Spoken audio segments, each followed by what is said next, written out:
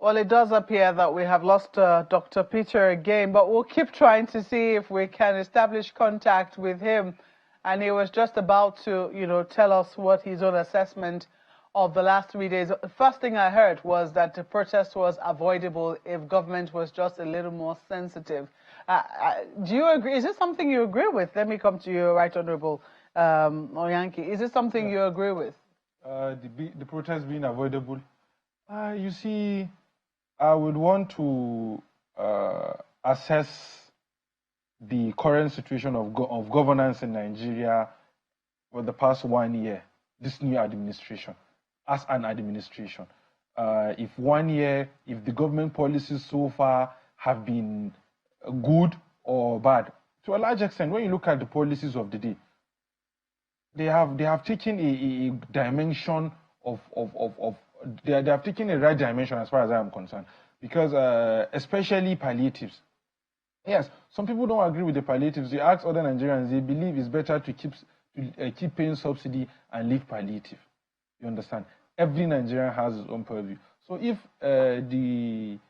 some Nigerians feel this protest is avoidable, then as far as I am concerned, I feel the government of the day are doing their possible best to address this issue.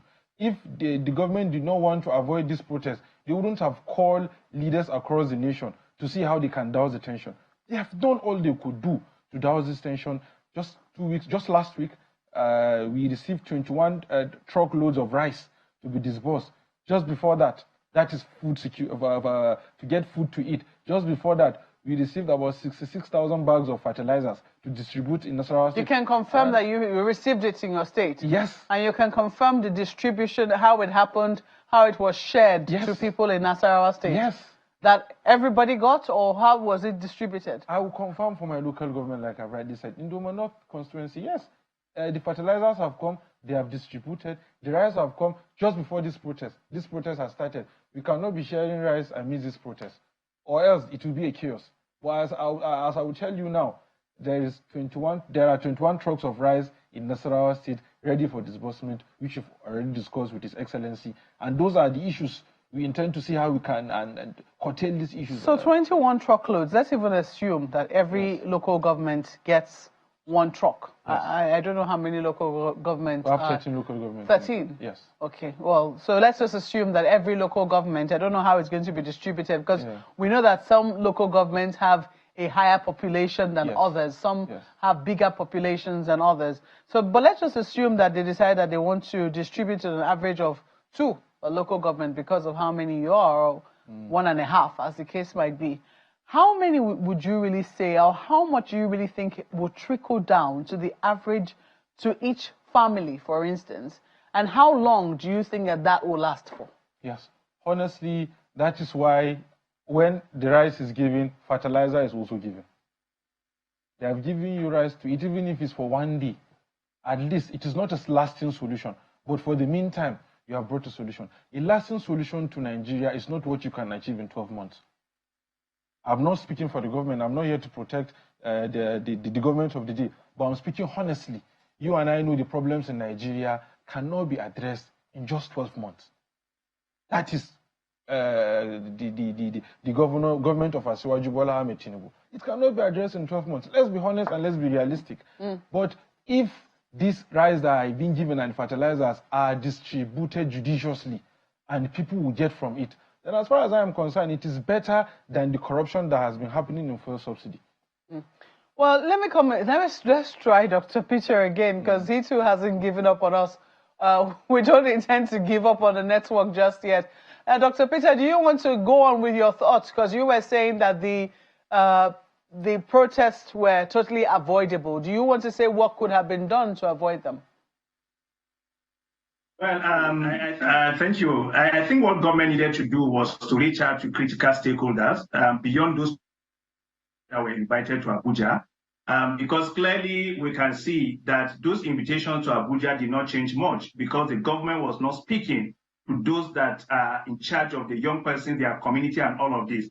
And my perspective about some of this engagement is the fact that we don't need to keep inviting people to Abuja. The presidency, the governors need to go down there and meet those people where they are and have this kind of critical conversation with them, sincere conversation with them, and address what their concerns are. What Nigerians are crying over or for are issues we all know, that the fuel subsidies on the that has been removed, life has become unbearable, electricity tariff has increased by 250,000, the dollar to naira relationship is not great, and there's so much hunger in the land, the issue of insecurity is there. And for me, it's not about the current government. Government is a continuum. So whether it's the Tinubu government, Jonathan government, Eradua government, Obasanjo government, or Buhari government, the important is that every government needs to support what the other government has done or is doing to ensure that we have some stability.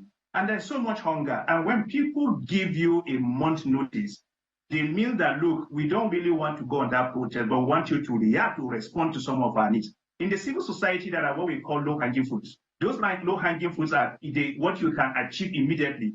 And you cannot tell the protesters in Nigeria, look, government is responding by cutting the cost of governance by 50%.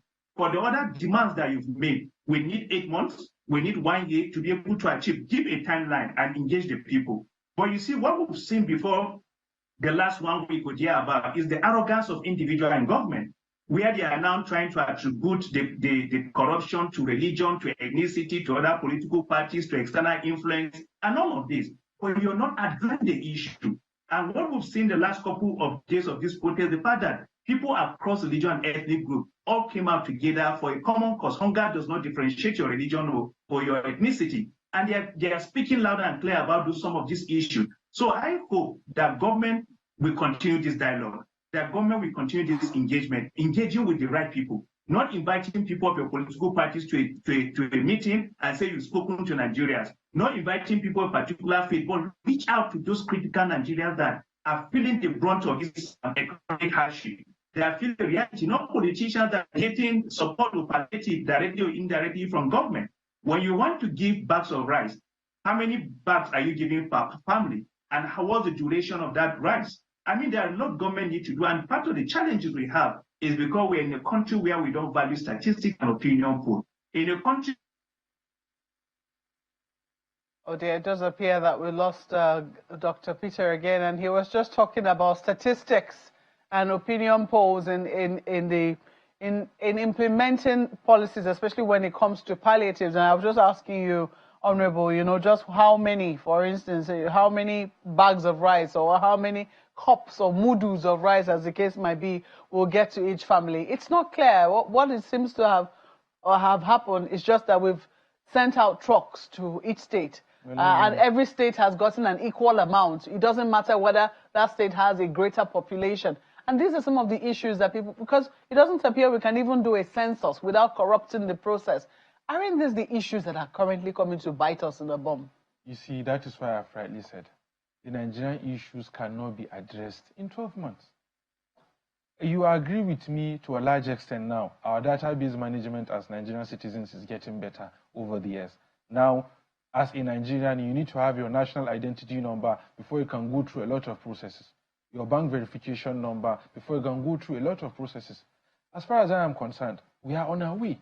You don't expect Nigeria to achieve what is, Nigeria to become like London in barely 100 years. Nigeria is bare. How old is Nigeria? You understand? Issues like this, statistical issues that the gentleman is talking about, we cannot achieve that at the moment. So because we don't have statistics, then we should not give people food? We should wait until we have statistics before we address the issues? You see, when you are out of the corridors of power, there are some things you will not understand. But when you're within the corridors of power, when you are a policymaker, there are some things that will look very real outside. But when you're inside, it takes a lot. Okay, you want us to do statistics. It is possible to know the total population of Nigeria. When, for instance, we know we have 2 million citizens in Nigeria, we can allocate 1 BVN to 2 million people, individual BVNs to 2 million people. You know, Mohammed Wayanki, this is your BVN, this is your bag of rice. Every citizen, but you have not gotten there. What do? Should we wait and get statistics before people eat? How many years will it take us to get statistics? How many years should it take us on a good day if we're really serious about getting it? If we're really serious, if we had, like we have started, and we are more, you know, you have to be intentional about it. As far as I'm concerned, we're not intentional about statistics. Statistics is something... Which is what he's saying, that we're not intentional about it. We don't have statistics now. Is statistics the problem now or hunger?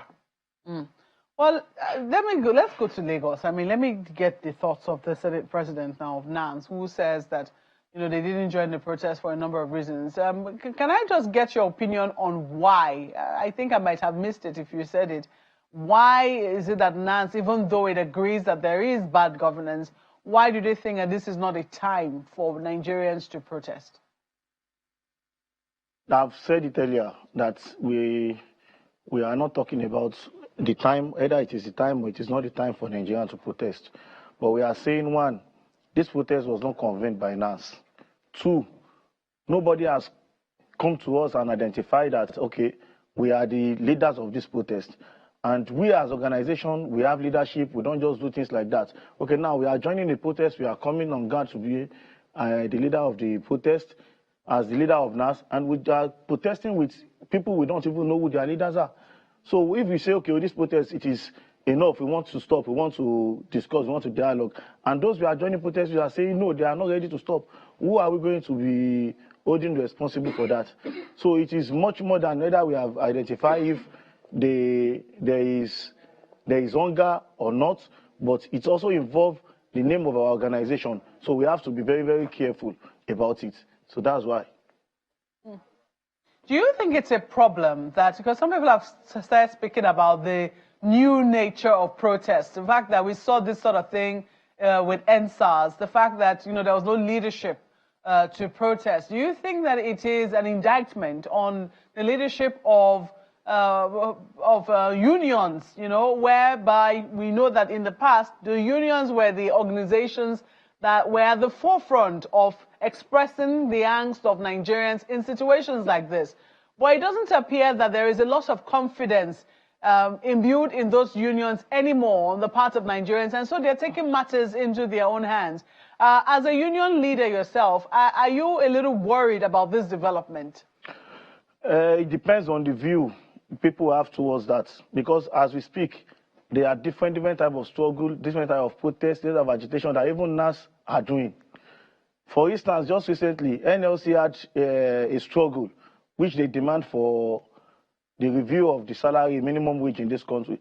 They demanded for it, they fought for it, there was strike, and at the end they came to the round table to discuss with the government, which has increased their salaries. So we now, the fact is that many people have a view that just come out, come and protest and do what you want to do. But the question is, if that protest failed, what next?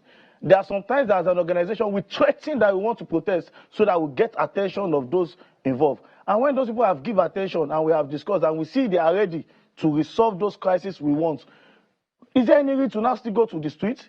No, because even going to the street involves a lot of things. So it depends on the intent and the intent of those that even want you to protest. Now, are you coming to protest because you want solution, or you just want to protest to cause trouble? There are different types of intents that involve in protest. So all those things we need to identify.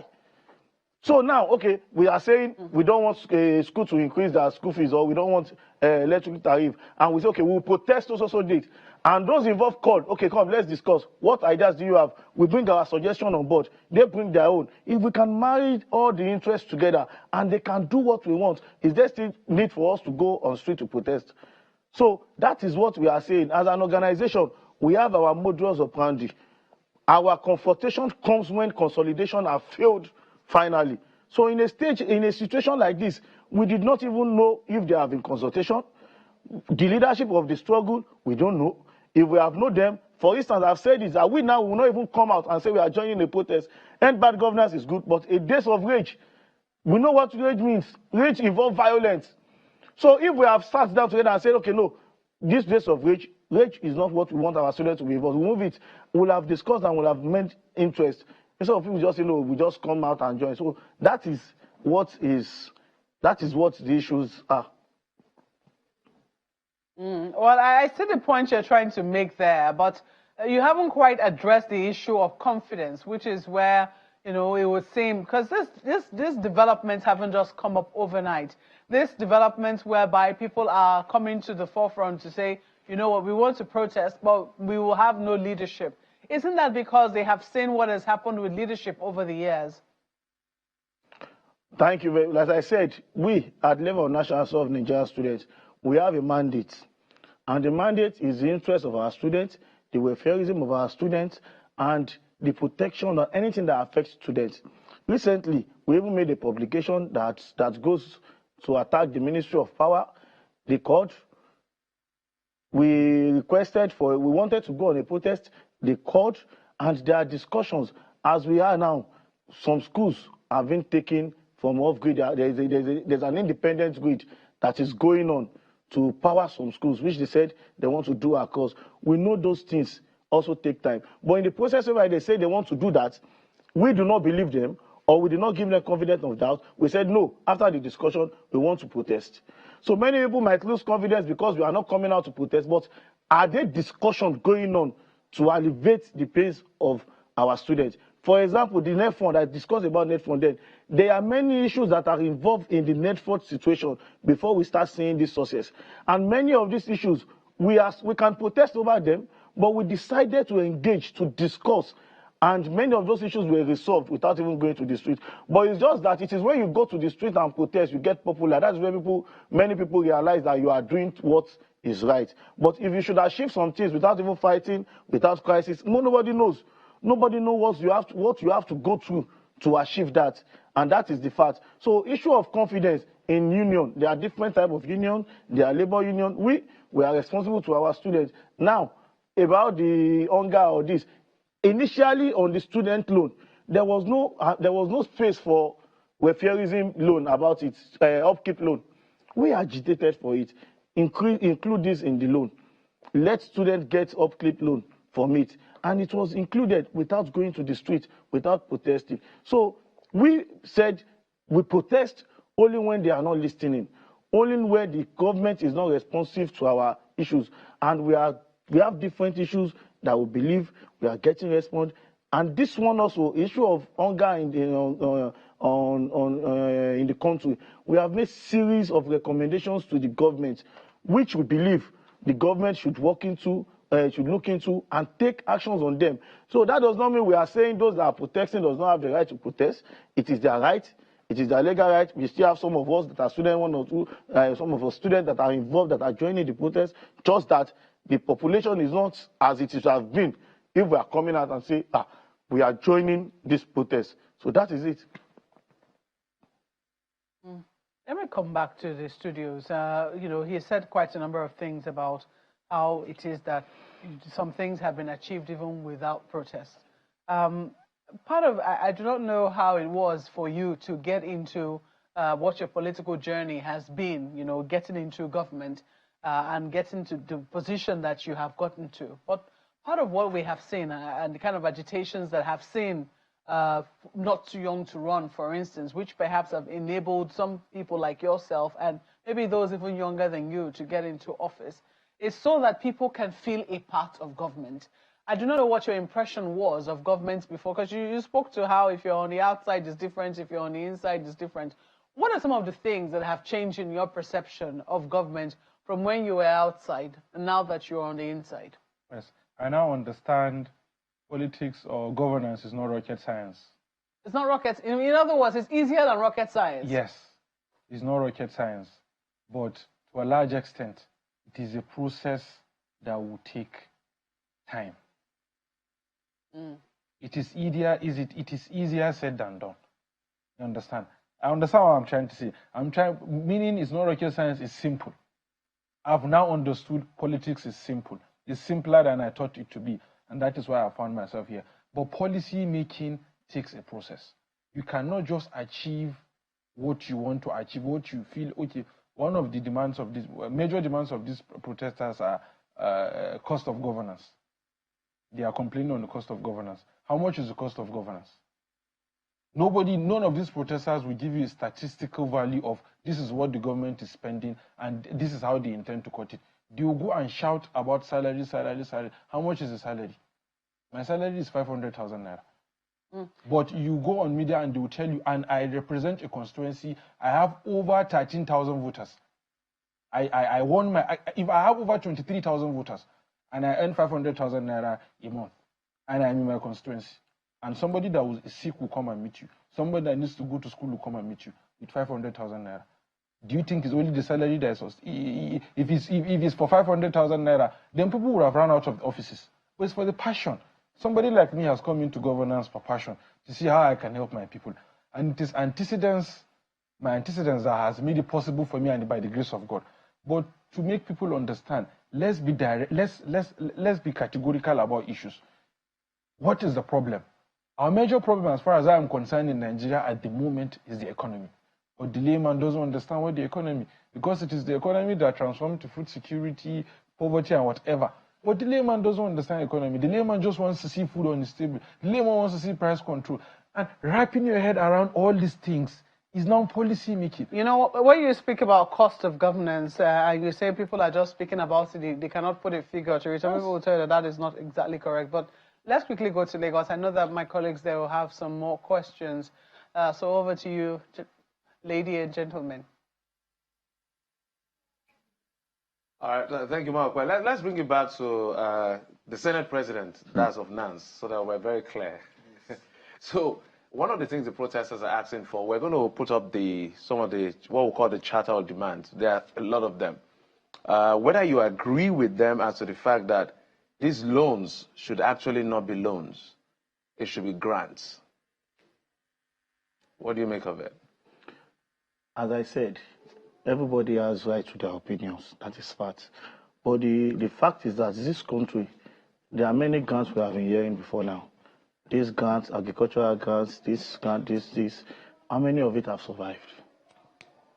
But now, this is student loan and a non-interest loan for the students, and you have to pay back after you've graduated, you are working. So to our own view, to our own belief is that the process of paying back and the money is coming back to the net fund board, the system. We also have to give more loans to those that are still coming.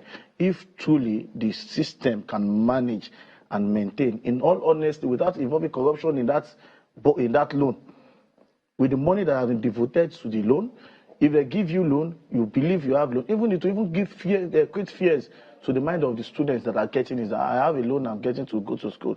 If I graduate, I need to be a better person to study, to get money to pay back the loan. I am not saying it is bad if it is grants. Right. If the government believes it has the capacity to give grants free for us, we'll even be more happy. So we'll walk through the demands because we want to bounce them off you, because you said you identify at least with a struggle in some sense. So at least we'll stick with a version of the demand because there are quite a couple of them.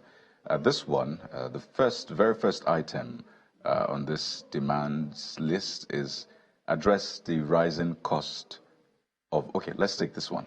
All right. This one says scrap the 1999 Constitution and replace it with a people-oriented constitution. So do you agree that there should be a scrapping of the 1999 Constitution and replace it with a people-made constitution? Everybody wants a constitution that works for the people. But the fact is that if you want to scrap a constitution that is made by this... Yeah, we know there's a process to that. There is a process. So do you agree that the 1999 Constitution is... Because there are many things in the Constitution that is not palatable to the masses. Okay, so to that extent you agree with this? Yes, I agree with that. Okay, yes. The second one is toss the Senate arm. You're Senate President of NAN, so maybe that might be tricky. But it says toss the Senate arm of the Nigerian legislative system, keep the House of Representatives, so make it unicameral. Not just unicameral, make it just the House of Reps, basically, and make lawmaking a part-time job. Would you subscribe to that? As the Senate President of NAS, as you said, there are many things that are involved in this. At least there should be reasons why people are saying toss the Senate arm. Some people have said to cut down the cost of governance, that if we have just only Senate, that is just a duplicate of office. To some extent, I don't agree with it. You don't agree with it? Yes, to some extent. Okay, but do you agree to making lawmaking a part-time job? Yes. It should be part-time? Lawmaking should not be just, it should not believe that, yes, because you are a lawmaker and you are a politician that you just stay in the system and start getting money. No. It should also be, they should make it less lucrative to those that are coming into the system. Pardon me, Bukola. Right. But just for NANS, do you have Senate and House of Reps in NANS? We have just Senate. So why don't you have Senate and House of Reps? You believe that there should be unity? in NANS now, We don't have that. Our system is not like this in the federal government. So you understand that you need to keep your operations within your budget, right? Yes. So why do you want bicameral for federal, but you practice unicameral? For instance, one of the benefits of governance is the government of the people, by the people, to the people. Now, in the situation whereby we still have a president, we have a senator, we have a rep, we have a local government chairman, still yet, governance is still not getting to the people. You understand? Now, in the constituency, maybe taking a constituency, there's a senator. We start with the responsibility of taking government to the people. To make it more closer, we have a rep. We is also starting with some of the people, okay, your constituency, take it to them. To make it more closer, we have assembly members that are also representing constituency. Then we have local government chairmen. Now, you see, he take the president to go to Supreme Court before he can get local government autonomy. The House of Rep, there was a time the former president was trying to make this local government autonomy. It is still some House of Rep members in the state signed against it, that amendment. So now, if you are saying let us take away Senate and have just rep, it has reduced those that are supposed to be responsible to the people. Or so if truly irresponsible as a case may be, because it doesn't look like that is just the problem. It's just that those that have been saddled with that responsibility have from time to time failed in what they are supposed to do. But if you but we could also talk about the cost of governance that adds to the wage bill of the government. So it's not just about, the point that you're for instance, now recently the House of Rep member, about 368 of them said, okay, they want their salary to be slashed into two, that they want a salary reduction in their salary. What effect has it brought to the masses? If we have a system that works, if we have a system that is working, if truly people that have been given money to, people that have been given responsibility to do what they are doing, if they are really doing it, many of these problems will not have it. And that is also a fact. Well, you said earlier that NANS identifies with the struggle, yes. But we've begun to mention some of the demands of the protesters, and you've begun to pick holes in them one after the other. I'm going to get back to the students' loan scheme and NANS position towards it as far as the demand of the protesters is concerned. But let's take some updates shortly. We have coming through from Niger State, the State Police Commissioner, Mr. Shawulu Damamang, who has said dismissed reports of fatalities during the Endbadgovernance protest in Suleja town of Niger State, north central Nigeria.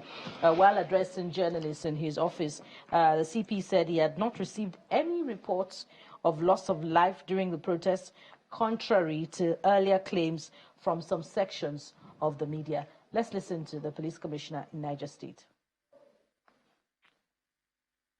Niger State, generally, you can witness to it, is peaceful. And Nigerians are wiser. They are not disrupting socio-economic activities of the state. Nothing like protest is witnessed in any part of Minna Metropolis, the state capital, and the major cities in the state. It was only in Suleja yesterday that we had a breach of the security arrangements for the protection of the protesters when some criminals from Tafa in Kadarko local government area of Kaduna State, very close neighbor community, stormed the Tafa local government secretariat along the Abuja-Kaduna highway and vandalized the place, stole equipment, and set part of the local government on fire. That prompted me to leave Minna to get to Tafa for on-the-spot assessment. And luckily, immediately I dispatched our men who went around. A lot of them were arrested, and some of the items hitherto stolen were also recovered from them. Our sister division from Kadarko from TAFA, Kadarko local government, were also alerted, and they also assisted in arresting some of the suspects with the stolen items, and my men went there to collect them.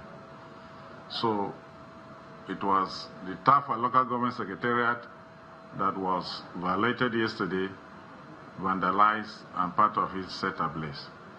But as we speak, 19 of such hoodlums were arrested. They are on their way to Mina now to face investigation and ultimately prosecution. From Niger, we now head to Taraba State, and there what's been going on is some statement from the governor saying that there is a situation room, they call it a safe protest situation room that has been set up in collaboration with security agencies. And the governor says he's been consulting extensively with stakeholders and has been meeting some of the needs of the people in the state. I was speaking shortly after inspecting the situation room. The governor knows that it will take no chances because the process could be hijacked by hoodlums despite the day one of the protest.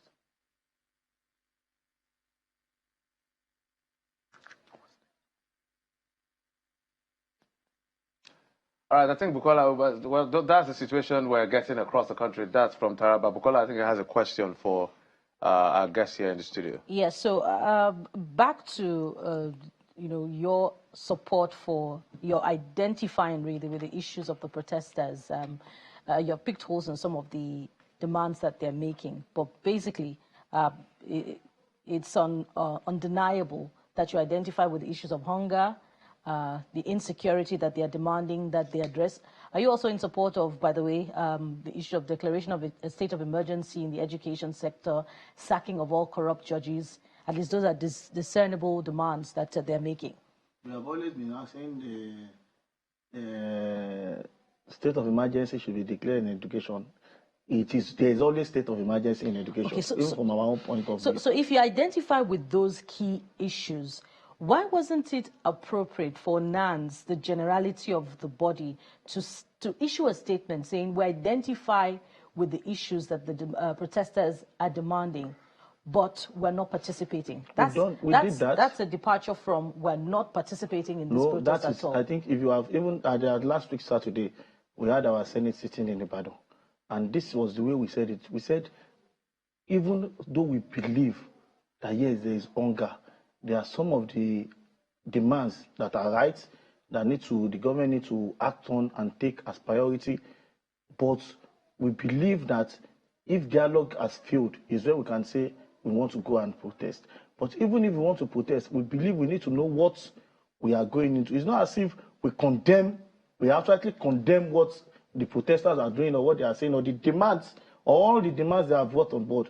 We identify with it. No. The reason I'm asking this question is critical. It's positioning, ahead of the protests. We didn't see that. What we saw was NANS bodies, with the departure of some, perhaps from Kano State, NANS bodies repeatedly issuing statements, in fact, holding press conferences, dissociating themselves from the protest. Many of the press conferences, we always have our press statements, which we give to the media. And by the time you will see them, see it being reported, they'll report the line they want to, they believe it is the best. Not all what was read during the press conference. So if you should just follow some of the links and not just stop at the level of the heading, if you should read the body of our statement, you will know this.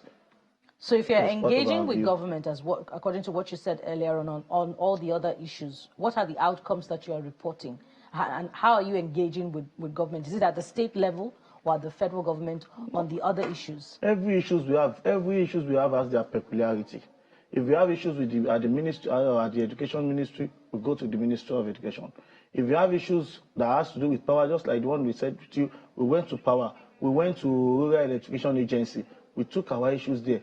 Recently, there's an issue we have in US about the scholarship scheme by the federal government, students outside the country, that the government stopped paying their money. We took the issue directly to the Ministry of Education. And they said it has to do with the Ministry of Finance. We took it there also, which I believe those students are getting paid now, their money back. So every issue has their peculiarity. So when we have issues, as far as the person we are writing to, is listening. It is when he does not listen or does not want to talk or does not want to make amendments, then we'll come out and fight you. All right.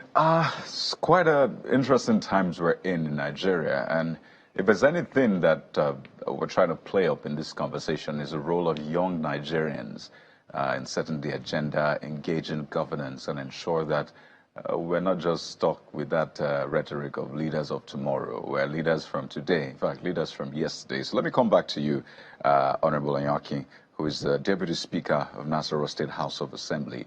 What I tried to do with the NANS Senate President, right, is to walk through some of the demands and find out which of them he agrees with. And maybe I'll just quickly run through some of them with you as well as we begin to coast home on this one. So first one, scrapping the 1999 Constitution and replacing it with a people-made Constitution.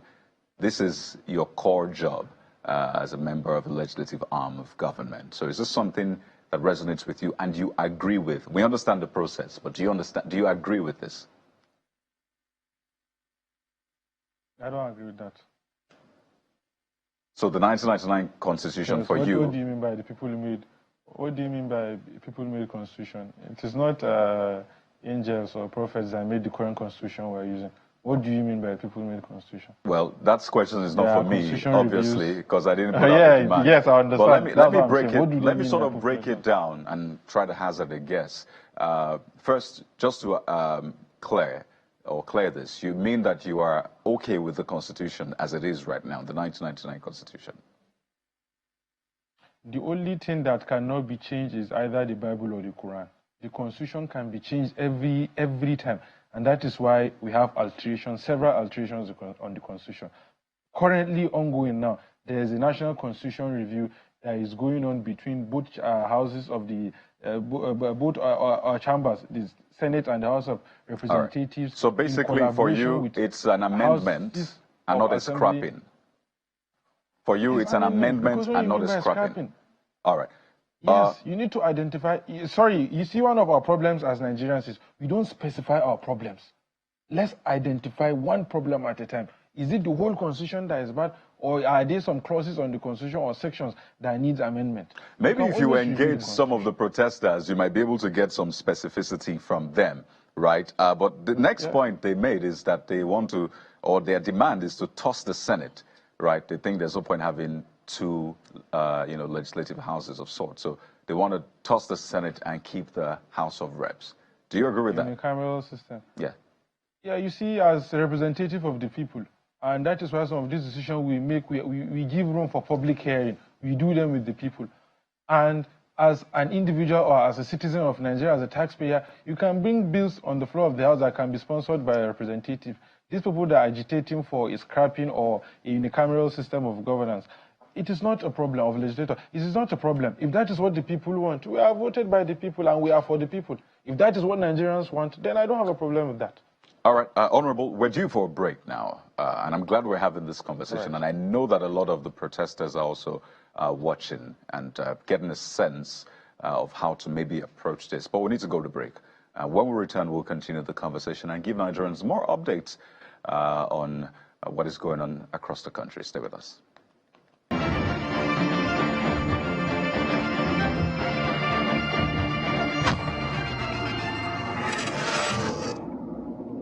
Welcome back. Let's get back to the Honorable in Abuja. So the Honorable, you were talking about specificity. So I want to expand that conversation just a bit because I know that has to do with Section 4 of the Constitution. So Section 4.1 has to do with the powers of the National Assembly, and even Section 2 gives the National Assembly a lot of powers. In fact, a lot of latitude and discretionary power. But the question I'm bringing to you with that on your mind is, in this democracy that we practice, thank God you're a deputy member of the House of Assembly, a deputy speaker, my apologies.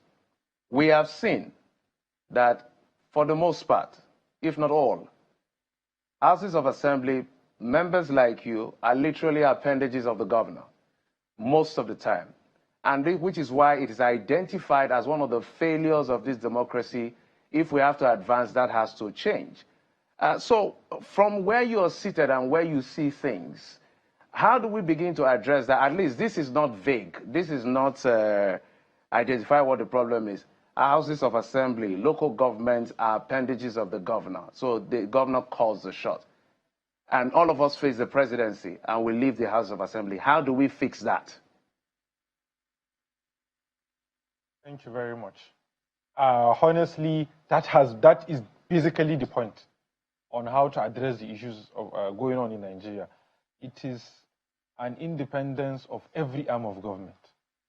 If every arm of government is independent of its own, can carry out functions on its own, can go out on their various responsibilities on their own, then I think we've found a lasting solution. Well, let me quickly tell you something. If as a lawmaker in the State House of Assembly or as a councillor in a local government, and then you allow the governor or whoever to keep calling your shot, when it's time for elections, the governor cannot decide your fate. It's the constituents that will decide your fate. So when people come out and say they should scrap this, they should scrap that, my brother, if we are not doing the right thing, we cannot come back re-elected. It is not hereditary. We contest elections. We go out to campaign, and we give people reasons to elect us. When you've served for a tenure and you have not been able to do anything on ground for your people, you don't expect them to vote you again. So whoever or however you see a representative maintaining his seat, coming back, it means he is able to win election. His people are happy with him. And that is why you see the protest. It's not pointing fingers at, for instance, let me speak for myself as a lawmaker in the State Assembly. None of these protesters have come. Even in the unicameral, they're talking is for the Senate and House of Representatives, not the Houses of Assembly, or however. So it is clear that we are doing our possible best to see how this thing goes. But how we can achieve it, I feel, is if every arm of government will have its autonomy. For instance, the local government have been given the autonomy, which is long before now. As far as I am concerned, it's just sections of the Constitution that has been given clarity to. Because right from once in the Constitution, the local government is an autonomous system. Give the House of Assembly autonomy. Implement this autonomy. We have been given, yes, let's implement this autonomy. Judiciary, give them the autonomy. Do you think the executive are ready to give us our autonomy? If they are ready to give us our autonomy, we will keep doing the good work we've been doing. But so far, so good in Nasarawa State. There is good governance. We have a beautiful relationship between our executive arm and the legislative arm in my state. I don't know for other states, but it boils down to this. If we are not doing the right thing, we cannot get re-elected. Like for myself, I've told my constituents, I will come and contest. If I'm not able to do the right thing, I will not even come back to contest for elections again. So I think so far so good. The fact that you haven't seen this nationwide protest on state houses of assembly, it means we are doing our best to address the issues bothering the nation. Thank you. But Oyanki, directly related to that also is the issue of local government autonomy, which is one of the points that members of this administration, at least those speaking for it, are using to say, okay, look, this is what the president has done to demonstrate his goodwill by, taking state governors to court, and the aftermath of which has been the granting of local governments autonomy. But still, we know that the challenge of state assemblies being appendages of the executives remain, and they make laws that directly impact on the local governments. Apart from the laws that they make, or because of that, the argument against that momentary victory, is that INEC should also take responsibility for the conduct of local government elections. So if we have not quite reached the place where we'll be comfortable about that victory secured as a result of that Supreme Court verdict, how do we overcome that challenge and ensure effective governance at the grassroots level such that the dividends of democracy can trickle down to the people at the local level? Yes, given the local government autonomy is a win for democracy. And Nasarawa State House of Assembly as a house has congratulated the local governments, has congratulated the government of the day for doing that. But as far as I am concerned, it is a step towards glory.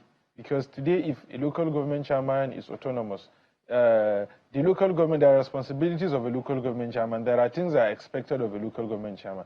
These local government chairmen are overseen, but we oversee them. Oversight, the local government also is being overseen by the state houses of assembly. And sometimes when you call them, they tell you they don't have resources. But now they have resources. So our searchlight is now on them, for them to do the right thing. Let me make something clear. This autonomy they are being given, they are not given autonomies to be on their own. No, they are still an entity of the state that will be overseen, but their money basically goes directly to their account. That is what it means. They'll be giving their monies to their account, not that they are now independent of anybody. No. Now it has given us a better angle of approaching issues. Now it is not the state government and the local government. No. We oversee the state government and we also oversee the local government. But if you directly to your question, do we think it is a step towards addressing the issues in Nigeria? Honestly, as far as I am concerned, but should we be worried? Mentioned about autonomy, even of the state houses of assembly and the judiciary. If every arm of government is autonomous, I think it is. But Honorable Yankee, should we be worried? Democracy, and it is a good way to find a lasting solution to these problems. As implementation commences, should we be worried that state executives will be using state assemblies, to intimidate the local governments, either through curious investigations for financial impropriety or corruption, as the case may be, such that it will render local governments yet again ineffective? That is a bogus statement you've mentioned. Using the State House of Assembly. The State House of Assembly is an independent arm of government that is being presided over by the Speaker, who is the leader of the House, and by the Deputy Speaker, as the case might be. No, we don't report to now any you're governor. Independent, but earlier you said state assemblies also require autonomy. Finances, independent, financial autonomy, not decision autonomy. We pass a resolution for the governor to do. You understand? When I'm talking about autonomy, it's finances. Our money comes from the executive, but our decisions are made on the floor of the House without any influence. If you want to favor the governor and keep favoring what you feel is right for the governor, that is at the detriment of your own constituents. If it doesn't favor your constituency, then it means you're not doing the right thing.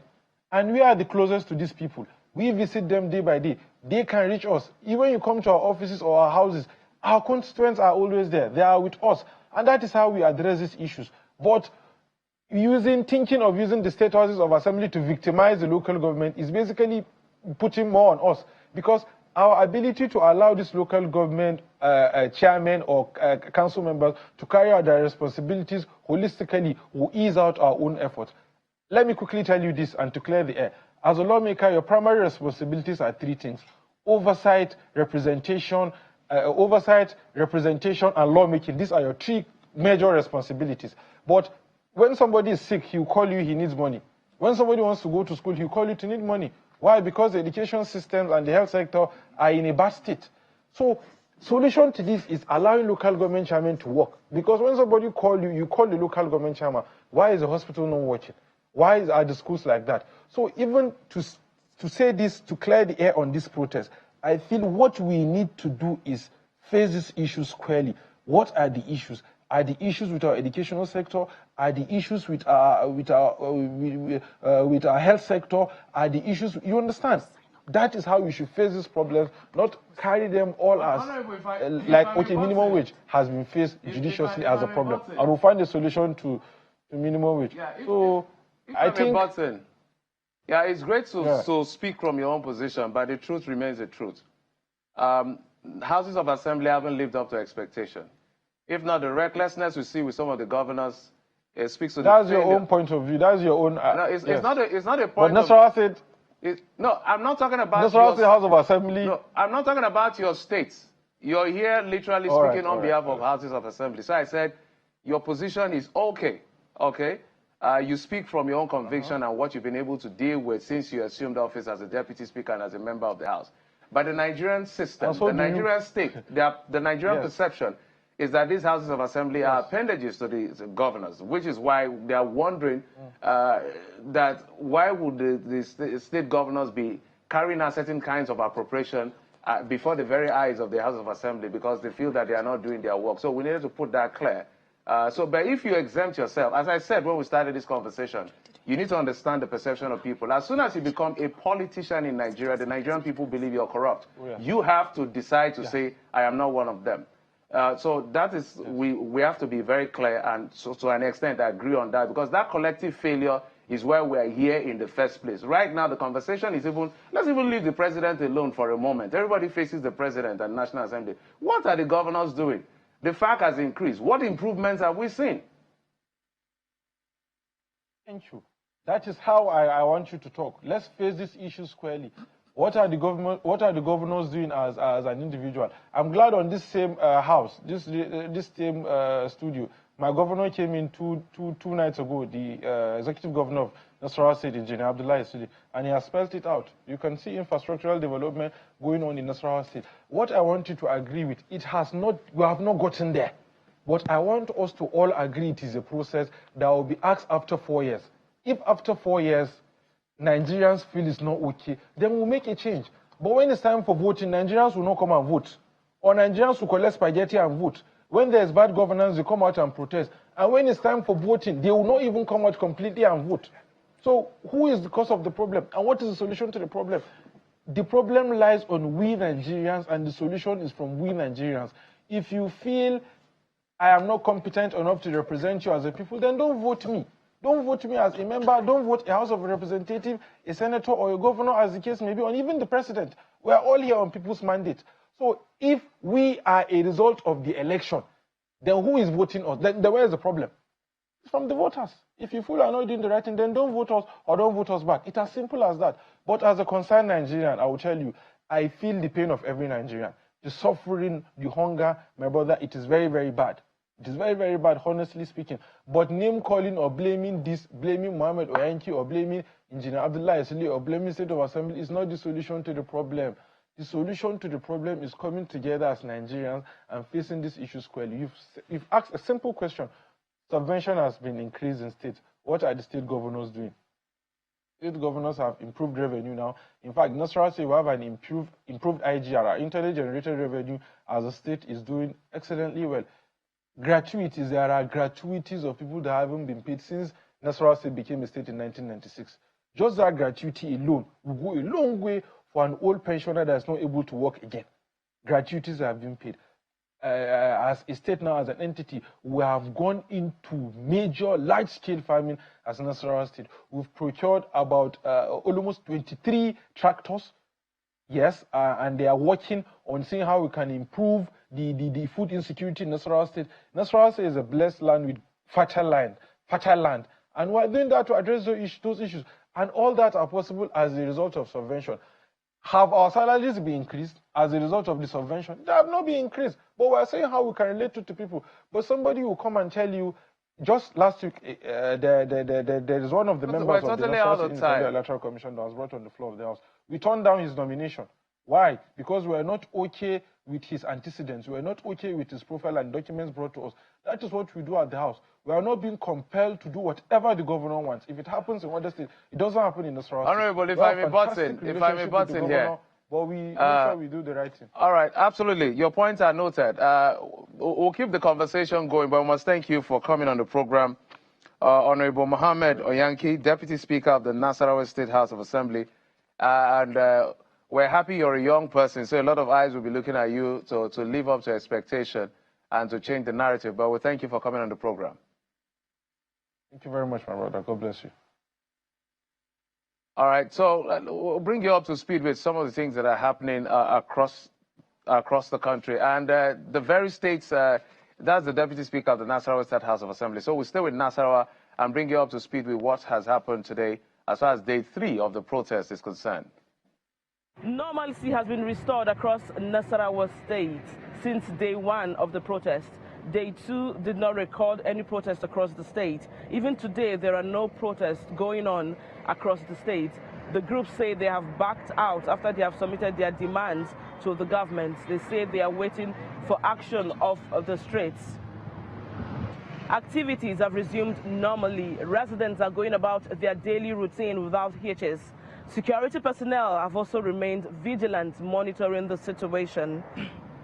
We earlier touched base with the police public relations officer, and he confirmed the peaceful atmosphere across the state, not just in Lafia, the state capital. He says there are no adverse reports across the state as at this moment, and he assured that the security personnel are on top of the situation, monitoring.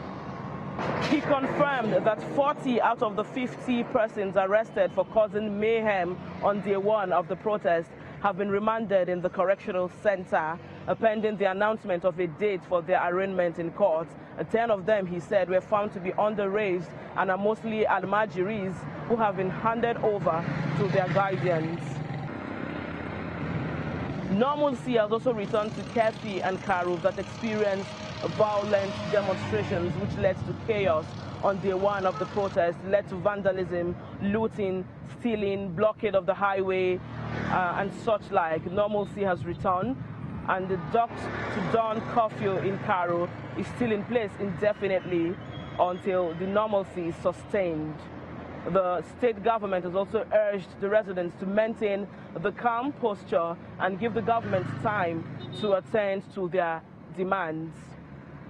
That's the situation from Nasarawa State. It's back to you in the studio. Yes, indeed. Our correspondent there, Halima Gayam, reporting from Nasarawa State, providing very important updates here, and significant of which we can draw out is that 40 out of the 50 persons arrested in Nasarawa State have been remanded and will be arraigned. And she also mentioned that 10 of them were found to be underage, which is, part of which I'm going to bring to our next conversation. Now, I'm coming to you, Dr. Peter Gad. Thank you for staying tuned so far. Dr. Gad, by the way, is a civil society activist. This is, some of the high points that we've seen during this protest, or if you like, patterns. Underage protesters, particularly in the northern part of the country, which speaks to the challenge of out-of-school children. Some have also pointed out the conduct of the protesters, some of them dancing, which speaks to messaging, and the looting, that we've seen that has characterized this protest. What lessons should the protesters be drawing, the organized ones now who have representation, who have leadership? What should they be drawing as we move forward from this day 3 of this protest? That is, if we're still going to see ostensibly a continuation of the protests.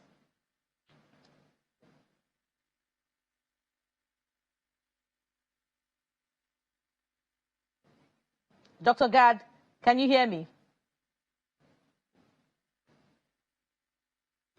Dr. Gad? Yeah, can you hear me? The network is pretty bad, even though I'm using... Yes, I can hear you. Yes, can you hear me? Yes, we can hear you now. Go ahead. Okay, sorry about the network. I'm using 2 major networks, but I don't know why we're struggling to hear ourselves. But having said that, organizers of protests must put in place measures to ensure that underage children and irresponsible members of the community and society are not allowed to be part of a protest or to hijack the protest.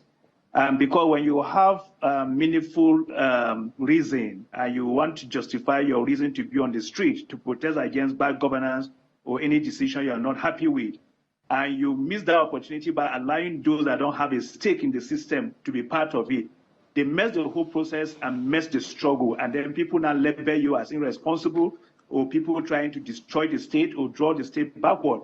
So I think that leaders of protest groups must be able to have regular interaction with members of the public, must have discussion among their ranks and file to agree who is going to lead the protest, who is behind, who is going to ensure that people are not coming in to create problems.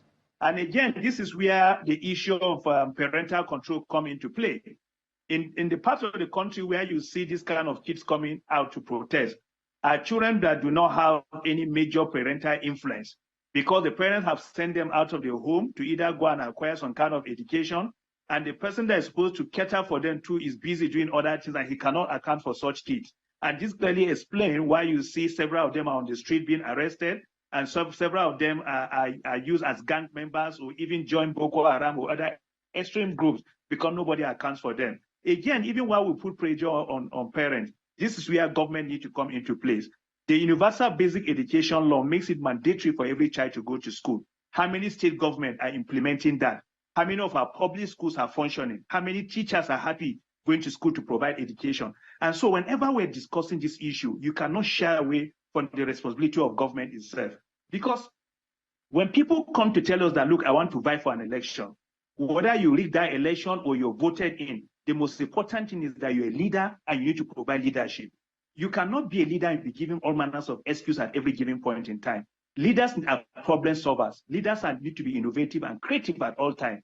And so we need to see them coming forward to provide solutions to some of these challenges that we see. And I want to submit by saying that, look, the democracy we're enjoying today were fought by certain persons, including the CSO.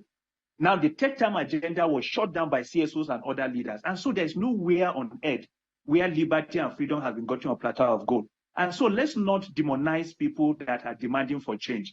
Let's not crucify people that are demanding for change. Let's not call them criminals and label them. But let government play its role. If government is able to play its role, I'm sure no sane human being will go on the street to protest. They are busy people. They have responsibility. They are parents and children of people. All right, I think that with the protesters, government need to do a lot to ensure that we guard the democracy. Thank you.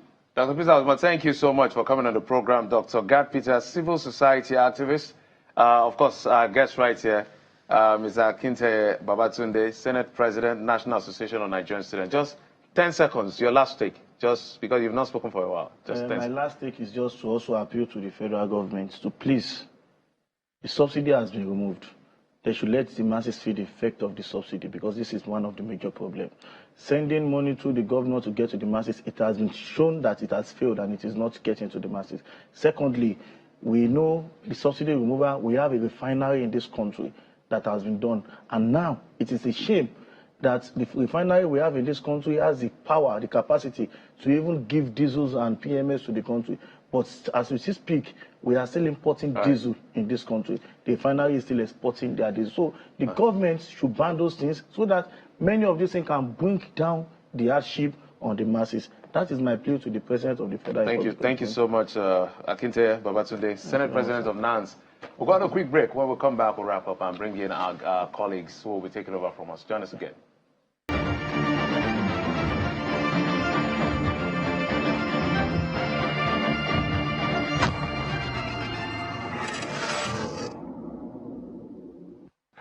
Well, still live on Channels Television as we cover the Endbadgovernance protests, the aftermath, and the major issues particularly. Well, it's been a jolly ride with you, ensuring that you are updated with what is going on across the country. So from here in our Lagos studio, I'm Kayode Okikiodu. And thank you so much. We hope that we've been able to arm you with information that you can use and help you decide whether or not to go out to protest today or in the near future, speaking of tomorrow and then onwards in the next 7 days. Thank you so much for watching. I am Bukola Koka. And of course, the coverage continues with our colleagues in Abuja and in Lagos as well. Thank you so much for watching. I'm Jeffrey Uzama. We'll now hand over to the guys in Abuja. Well, we do thank you all for watching. It's been an interesting session, but yes, indeed, we've got a team here with us. You see them in a moment. I'm Chamberlain or so. It's a developing story, as Kayode did say. Saturdays are usually for Owambe in Lagos. I don't know whether the Owambe is happening there, but hey, it's time for us to sign out and hand over to Kayla and Terry. I also understand there's a team in Lagos, Ayo, and also Ladi. Thank you so much for staying with this team and Channels Television. It's a continuing coverage, so do stay tuned here because there's more to come. I'm Maope Ogun Yusuf. Well, thank you so much, guys. It's nice to hear you talk about that Owambe thing because I promise you. A friend of mine called me. He said, "Why is everywhere empty? Is it that we can't go out at night?" I said, "Everybody's been cautious." He said, "But me, I'm not afraid. I want to go out." I said, "You have to be careful." Nothing stops him. We can go. If you see anybody there, that'll be fine. That'll be fine. But if you go and see an empty place, come back. I'll tell you. So thank you for joining us on this second leg of the August 1 protests. We've been covering for the past 3 days, and it's interesting to see how things have developed. There have been questions as to how everyone involved in this protest has conducted themselves. And whether or not this could have been handled way better is a different story entirely. But there are lessons to learn from what happened so far. Kayla, I don't know about you, but I observed that less than 24 hours after the speech by the CDS, that it would seem that the military immediately went into the streets. Indeed, indeed. And you could see strong military presence all over the nation's capital. If you drive around Apo, even places where they weren't located before, we actually stay seeing a lot of military presence there, you know. And then, of course, this story that we heard from Moshood Abiola Stadium, where the protesters were outside the stadium and they were asked to go into the stadium, and when they refused, they were tear gassed, you know. The entire situation in the nation's capital is one that really needed to be watched. And like you said, so many lessons to be learned, so many questions to be asked. Was this a successful protest? Did it send the message it was supposed to send? Did it touch the chords that it was supposed to touch? Are we a better people as a result of this protest? The conversation around this protest will continue. It has to continue. And of course, you know, the fault lines that have been drawn, whether it is in the management of the protest, whether it is in the organization of the protest, whether it is in the way the military or the police handled it, whether it is in the way the presidency handled it. So many people have been asking why the president hasn't spoken to the Nigerian people yet. All of these fault lines, of course, will make up a lot of the conversations coming up in the next few days. I completely agree with you. And when you talk about the president speaking to the people, you know, a lawmaker here yesterday said, this is a president who did not speak to you during the debate, who did not attend the debate. Why do you think he would speak? But the argument on the other side is that the president has people he's appointed, and they should speak. Only yesterday we had architect Ezekiel Inyaitok, who is the director of the Federal Housing Authority, speak to us about what the federal government is doing with regard to housing. And from the feedback we got, social media feedback, it would seem that a lot of people looked forward to that. It's an information that a lot of people didn't have. So we're expecting that, you know, we'd have more government officials coming to speak with us and speak to the people about what the government is doing, and hopefully that will ameliorate certain concerns. Well, we're ready to go to Lagos now, where Olumide Macaulay will take you on the news.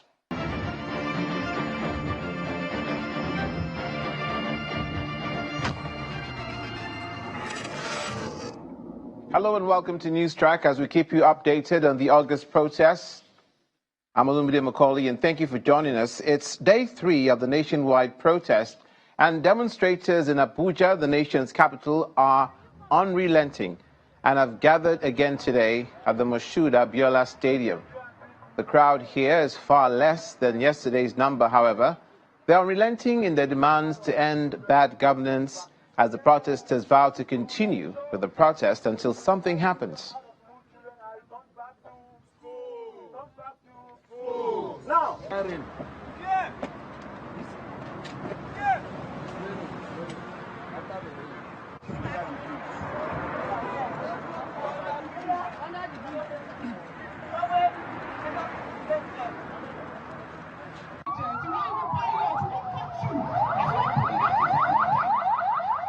It was in the north central region. Now here in the southwest, in Lagos, protesters have regrouped in the Ojota area of the Lagos mainland for a third day. The numbers are also much today. Security agencies are on the ground while different groups are in different spots. Today's protests have been peaceful so far. And we're saying no to that system of activism. We are saying no to neoliberal policies of IMF and World Bank. The only way to fight oppression, the only way to fight corruption, the only way to fight injustice, now to say you don't tire.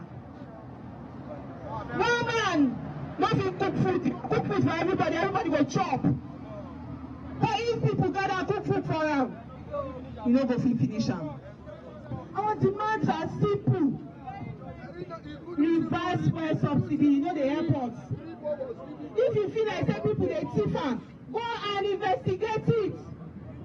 You know them, they're your friends. You know you get job. How many know you won't connect? As I talk to you like this, all the old public school begin to increase their school fees. UI 500, this one 1 million, this one everybody wants chop for the loan. When you go to collect loan, first session, 1 million, second session, 2 million, third session, 3 million, fourth session, 5 million. If you can carry over.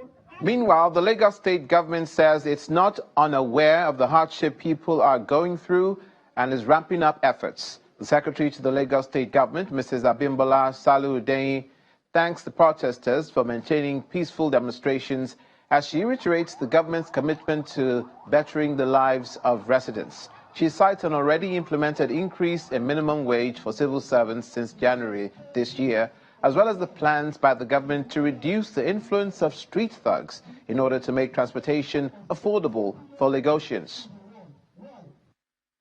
I must thank the protesters. They've been very, very wonderful. I'm really proud of them. They have not destroyed anything. So we are grateful. We've been talking to those we could reach before now, and even now we're still dialoguing with them. Every point they have noted, we have also noted that they have raised. I want to let them also know, the protesters, that they've spoken, and their voice is loud and clear. We heard them. And in Lagos State, I would say a lot of things they're asking for, we had started doing them before now. Let me give an example. They're talking about the minimum wage. Since January this year, Lagos State has been paying over the minimum wage. They are asking for 250. We have been paying 77 million wage. 7,000, you mean? Yes. Anything that will bring succor and better livability to the citizens. Mr. Governor is impassioned about it and is committed to doing that. You know, also we have 25% discount on all public transport system. There's a 25% discount. And we had to talk to these so-called area boys, the good boys of Lagos State. That's how we couch them now, because the name matters. When you call them the good boys, they try to be good as well. We're also talking to them in so many other areas, even in this one you're talking about. When I was talking about the tomatoes being produced in Badagry, we're aware that even bringing them into Lagos would also face this kind of challenges. And it's part of the things we are trying to do to ensure that these people are not overburdened. Because I could call it their own taxes. These good boys you're talking about. We're also trying to ensure that we eliminate as much of their influence as possible. And that's why we hold regular meetings with the NUTRW and all their various associations to let them know that Lagos is for everybody. This is a city that there is no single Nigerian today that does not, if he has not been to Lagos, either has a relation in Lagos, or he has heard about Lagos, or he knows somebody going to Lagos. So we know that being this kind of city, which is a potpourri of Nigeria, we need to have policies that will make everybody comfortable. Meanwhile, just as protest enters its third day in some parts of the country, business activity and low human and vehicular traffic has characterized more major commercial districts in Lagos, from Lekki Toll Plaza, where protesters have hardly convened, and through many parts of Victoria Island and Lagos Island, traders and business operators lament the debilitating impact of the protest. Our correspondent, Olu Phillips, tells us more. On a regular day, we will be competing for space with human and vehicular traffic around this axis, the Lagos Island. When this DNA Center and Forensic Lab was built by the previous administration and commissioned barely 6 months or thereabout after its commissioning, coming under the heavy stamping of protesters that became rioters, this center was set ablaze and brought to its knees as it's standing. 4 years or nearly so, we visited here to know if protesters may gather around here, and surprisingly also found that one of the ruins are still lying bare bones and prostrate. Actually, I have much to say than to beg this Lagos Island, because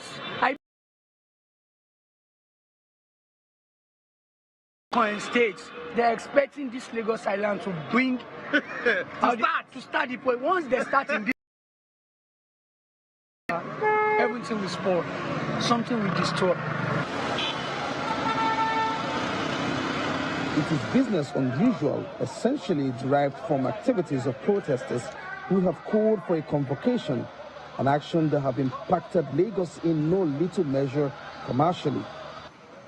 Locked gates, barred entrances, all indicate the impact of the demonstrations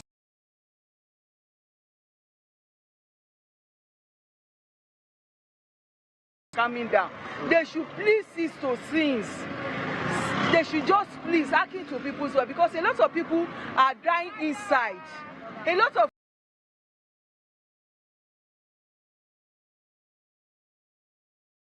bodies. There is no price control. No more price on control. Everybody wants money. Everybody wants to blow. So that one also added to it. Following the red alert issued by the Inspector General of Police after wanton destruction of properties witnessed in some parts of the country, security operatives are moved into positions strategic enough to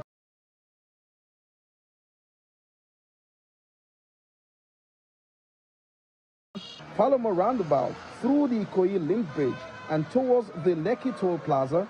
The area is calm and quiet. Protesters don't seem to have this place in focus.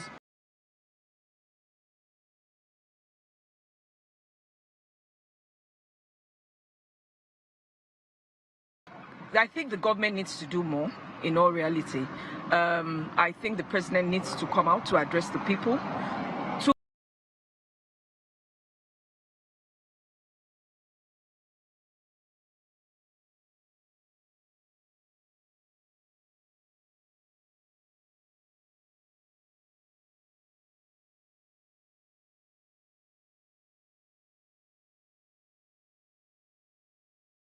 Okay, this is the situation. Give us this time so that we can work things out, or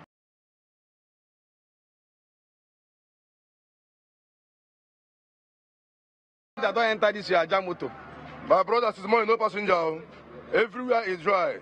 See, as you can see, the whole bus here, no one is loading. There is no passenger. There is no passenger. Every day is a new day, and adds to the number of days staged by the protesters. Will they wane, or will they present a stronger formation in pursuing their agenda? The devil is in the details.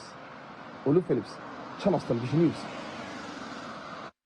And that's it for this abridged edition of News Track in our special coverage of the August protest. I'll be back to Ayo Makinde and Ladi Williams in the studios. Here with me, Ayo, Ladi. Yeah. Apparently it's not done and dusted. Not yet. And as Olu said there, winners. We don't have winners. But the thing is, if Nigeria wins, we all win. Won. Well, Olu, thank you so much for that one. And, well, this is going to be rather short, but hey, you know what? We need to give you all the information that we need to give you in this continued coverage, as Ladi has mentioned. But however, we have someone waiting for us in Abuja that you would like to speak with. First of all, to let you know, I'm Ayo Makinde. And I'm Ladi Williams. So it's to you, Terry and Kayla. Let's take this away. Indeed, we do have a guest here in the studio who's going to be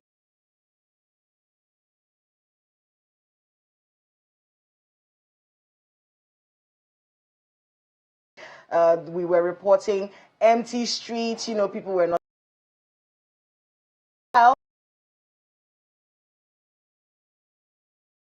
speaking up, expressing themselves about the suffering in the land, about how they are trying to cope and everything. Saw some disappointing visions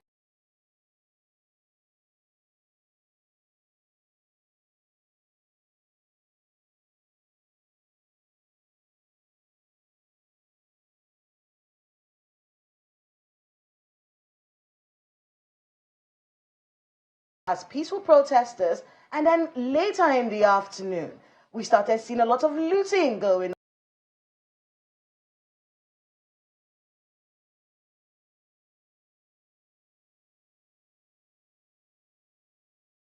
Of these protests. What are some of the demands that they have? There were calls from the president to speak to the Nigerian people. Yes.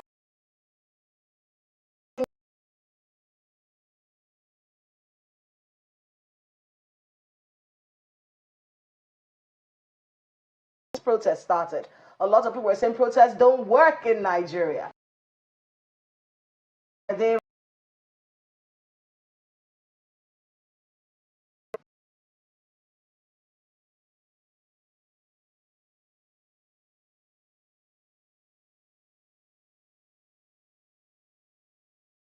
for budget and economic planning Honorable Atiku Bagudu, welcome to... Good afternoon. It's nice to have you here.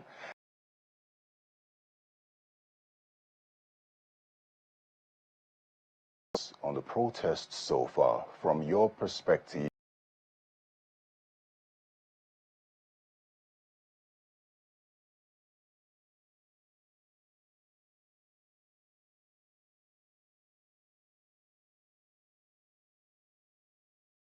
property in the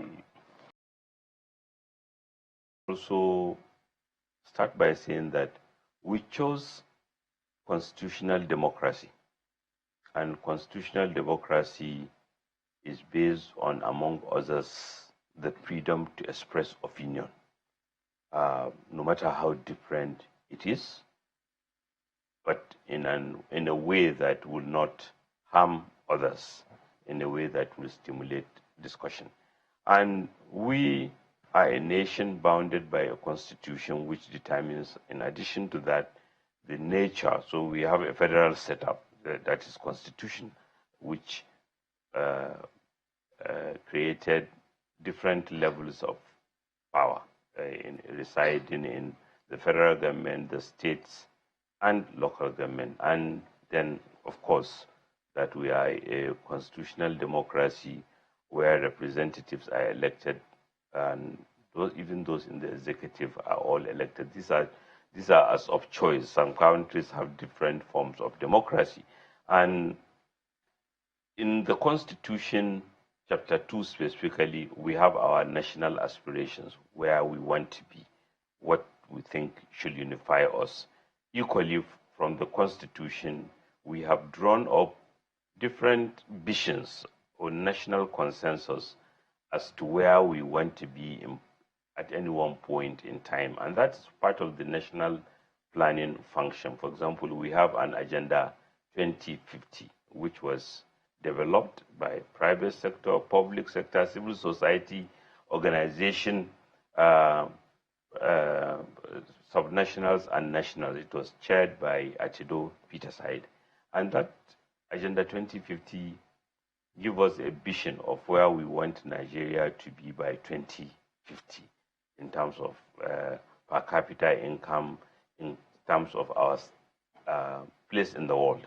And equally, Mr. President Asiwaju Bola Ahmed Tinubu campaigned on a renewed hope agenda, which reflects the Constitution and even elements of the Agenda 2050. And Mr. President, both from experience around the world and experience in Lagos, came to the view that the central challenge is that we have decades of underinvestment.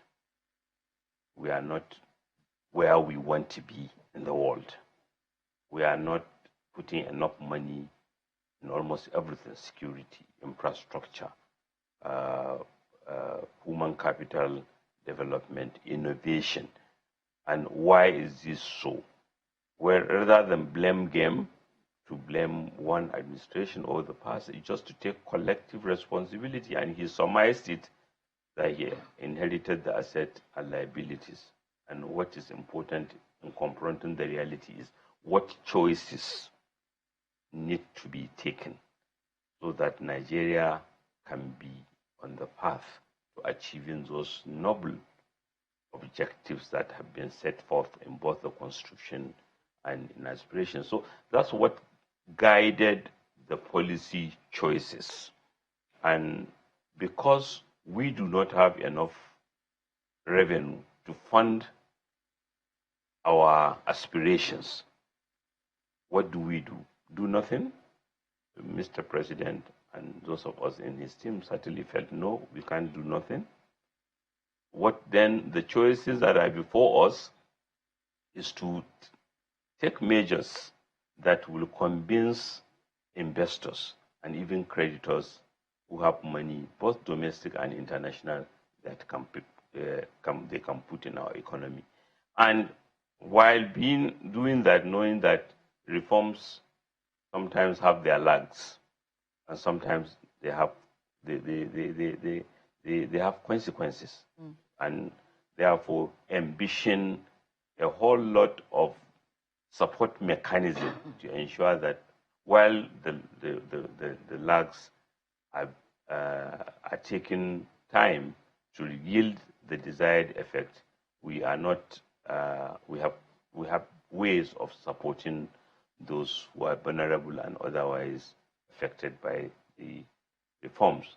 And since it is a discourse, both before and after the election, people naturally have different views.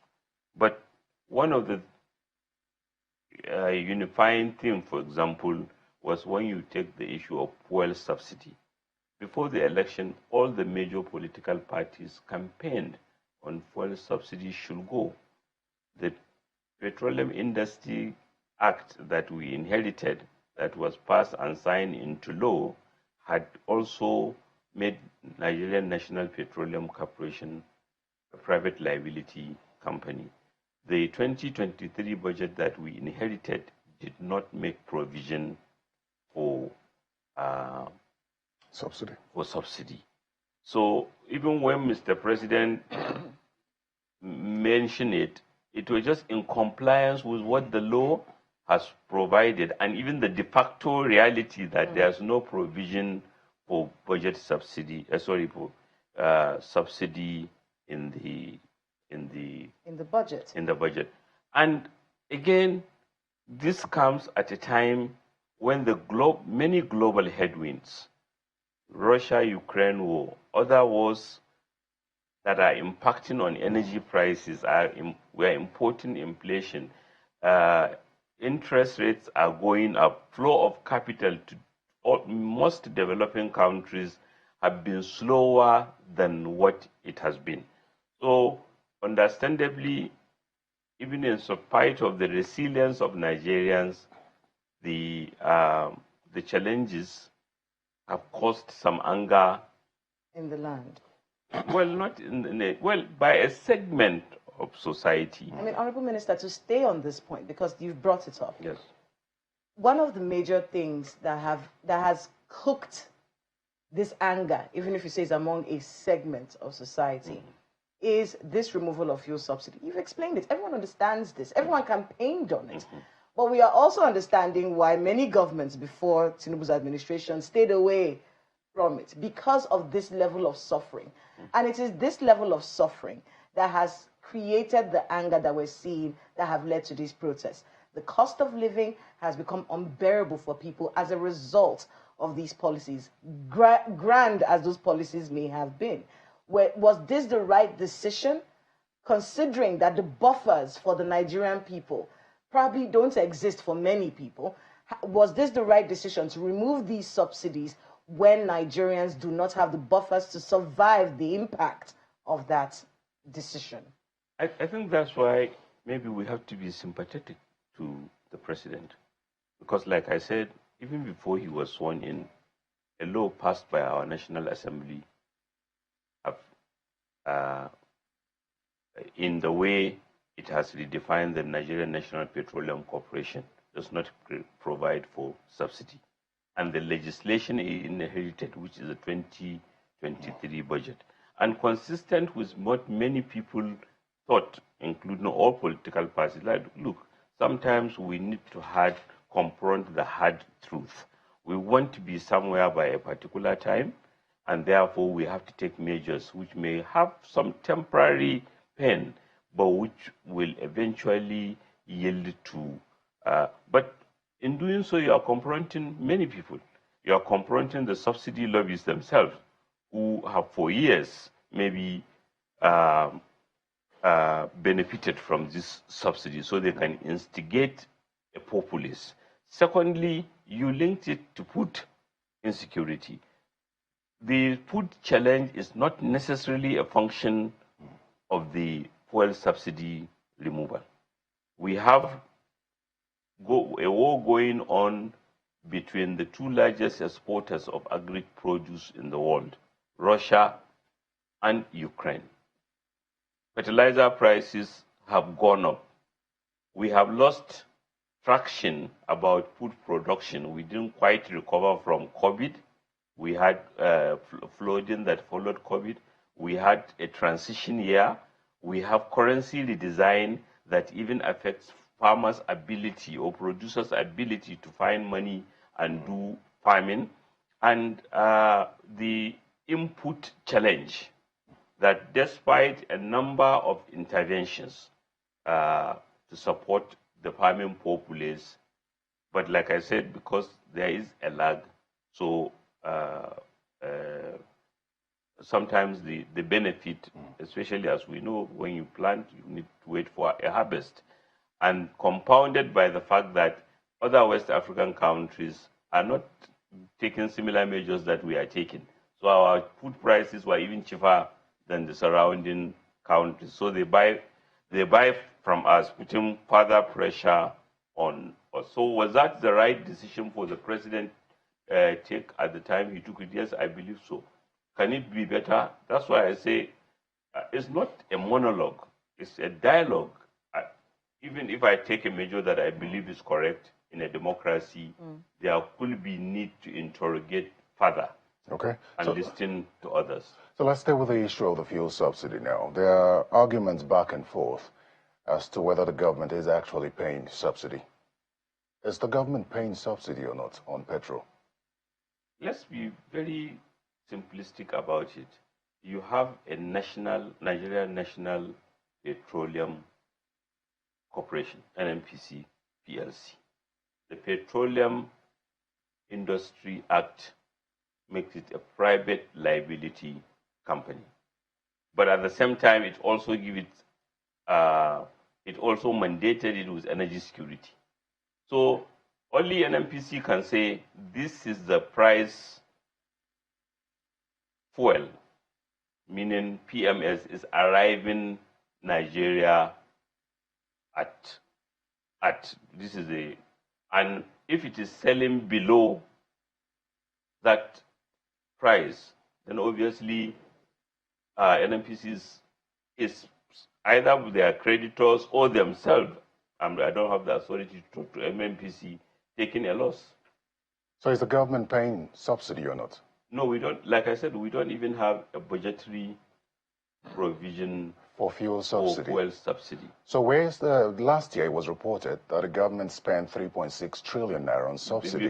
Before we came, that illustrates to you the cost of subsidy.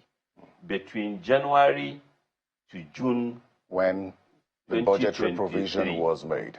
Between January to June 2023, we inherited that level. So from June 2023 till date, the government has not paid subsidy on petrol. We didn't pay the budget. No, I'm coming so that I'm very clear. Certainly the budget, no, we didn't. The budget process did not anticipate, neither did we pay. But like I said to you, but NNPC, that is not to say NNPC is not suffering a loss as a result of the difference between landing cost and what it's being sold at. So you're saying it's possible that NNPC themselves are the ones paying subsidy? Maybe they're taking a cost, yeah. As a private company, like you just mentioned. Yes. With the protesters saying that they want subsidy returned, is that something that the government could even think about? Look, we are listening. We are not blind to the need of our society. But we are policymakers. We are, on the other hand, the president is a father, is a grandfather. He is listening. He is one who has given voice to the expression of opinion. We are interrogating and engaging so that we explain and listen. More importantly, listen. Is there ways we can do things differently? Can we calibrate better? We believe even those voices of reason who are participating in expression of opinion are also reasonable persons that can say, let us come to a conclusion that will be for the benefit of our country. I have seen one saying that, look, what we are even saying is, let all levels of government reform so that we do better. You know, government policies should impact the poorest of persons, regardless of where they are. And we've heard people say that When there was fuel subsidy and the claim that a lot of people were benefiting from it, a few people were benefiting from it, we were living better. And now you say that the government hasn't paid fuel subsidy from June till date. So how much money has the government saved from the removal of fuel subsidy from then till now? And where has that money gone? That's the issue. If NNPC, that is supposed to contribute the most to the kitty, is saying to you that I can't contribute because I have to use the money to import fuel. No private company is importing fuel. It is only NNPC. NNPC is hamstrung because, not hamstrung, but it's obligated because they have to provide energy security. So consequently, what they can provide to the kitty will be affected by the president's decision now, directive to the NNPC to sell crude to Dangote. Of what impact will it be to the country, especially with regard to importation of fuel? I think that's a very, very important decision for which Mr. President deserves commendation, because what he's saying is we have always, as a country, provided 445,000 barrels for domestic refining, even when our refineries were not working.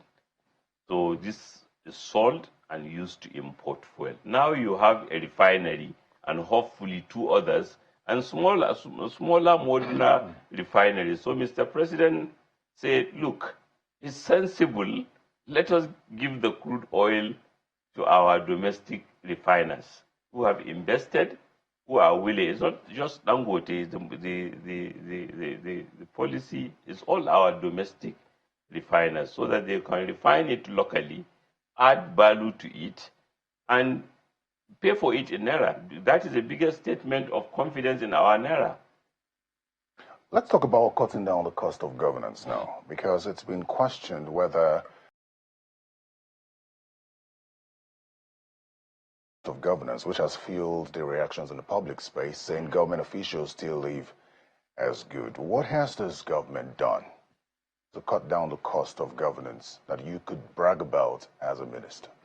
I think the first thing is to even look at the conception of the renewed hope agenda, to look at the innovative programs that have been introduced, to even transit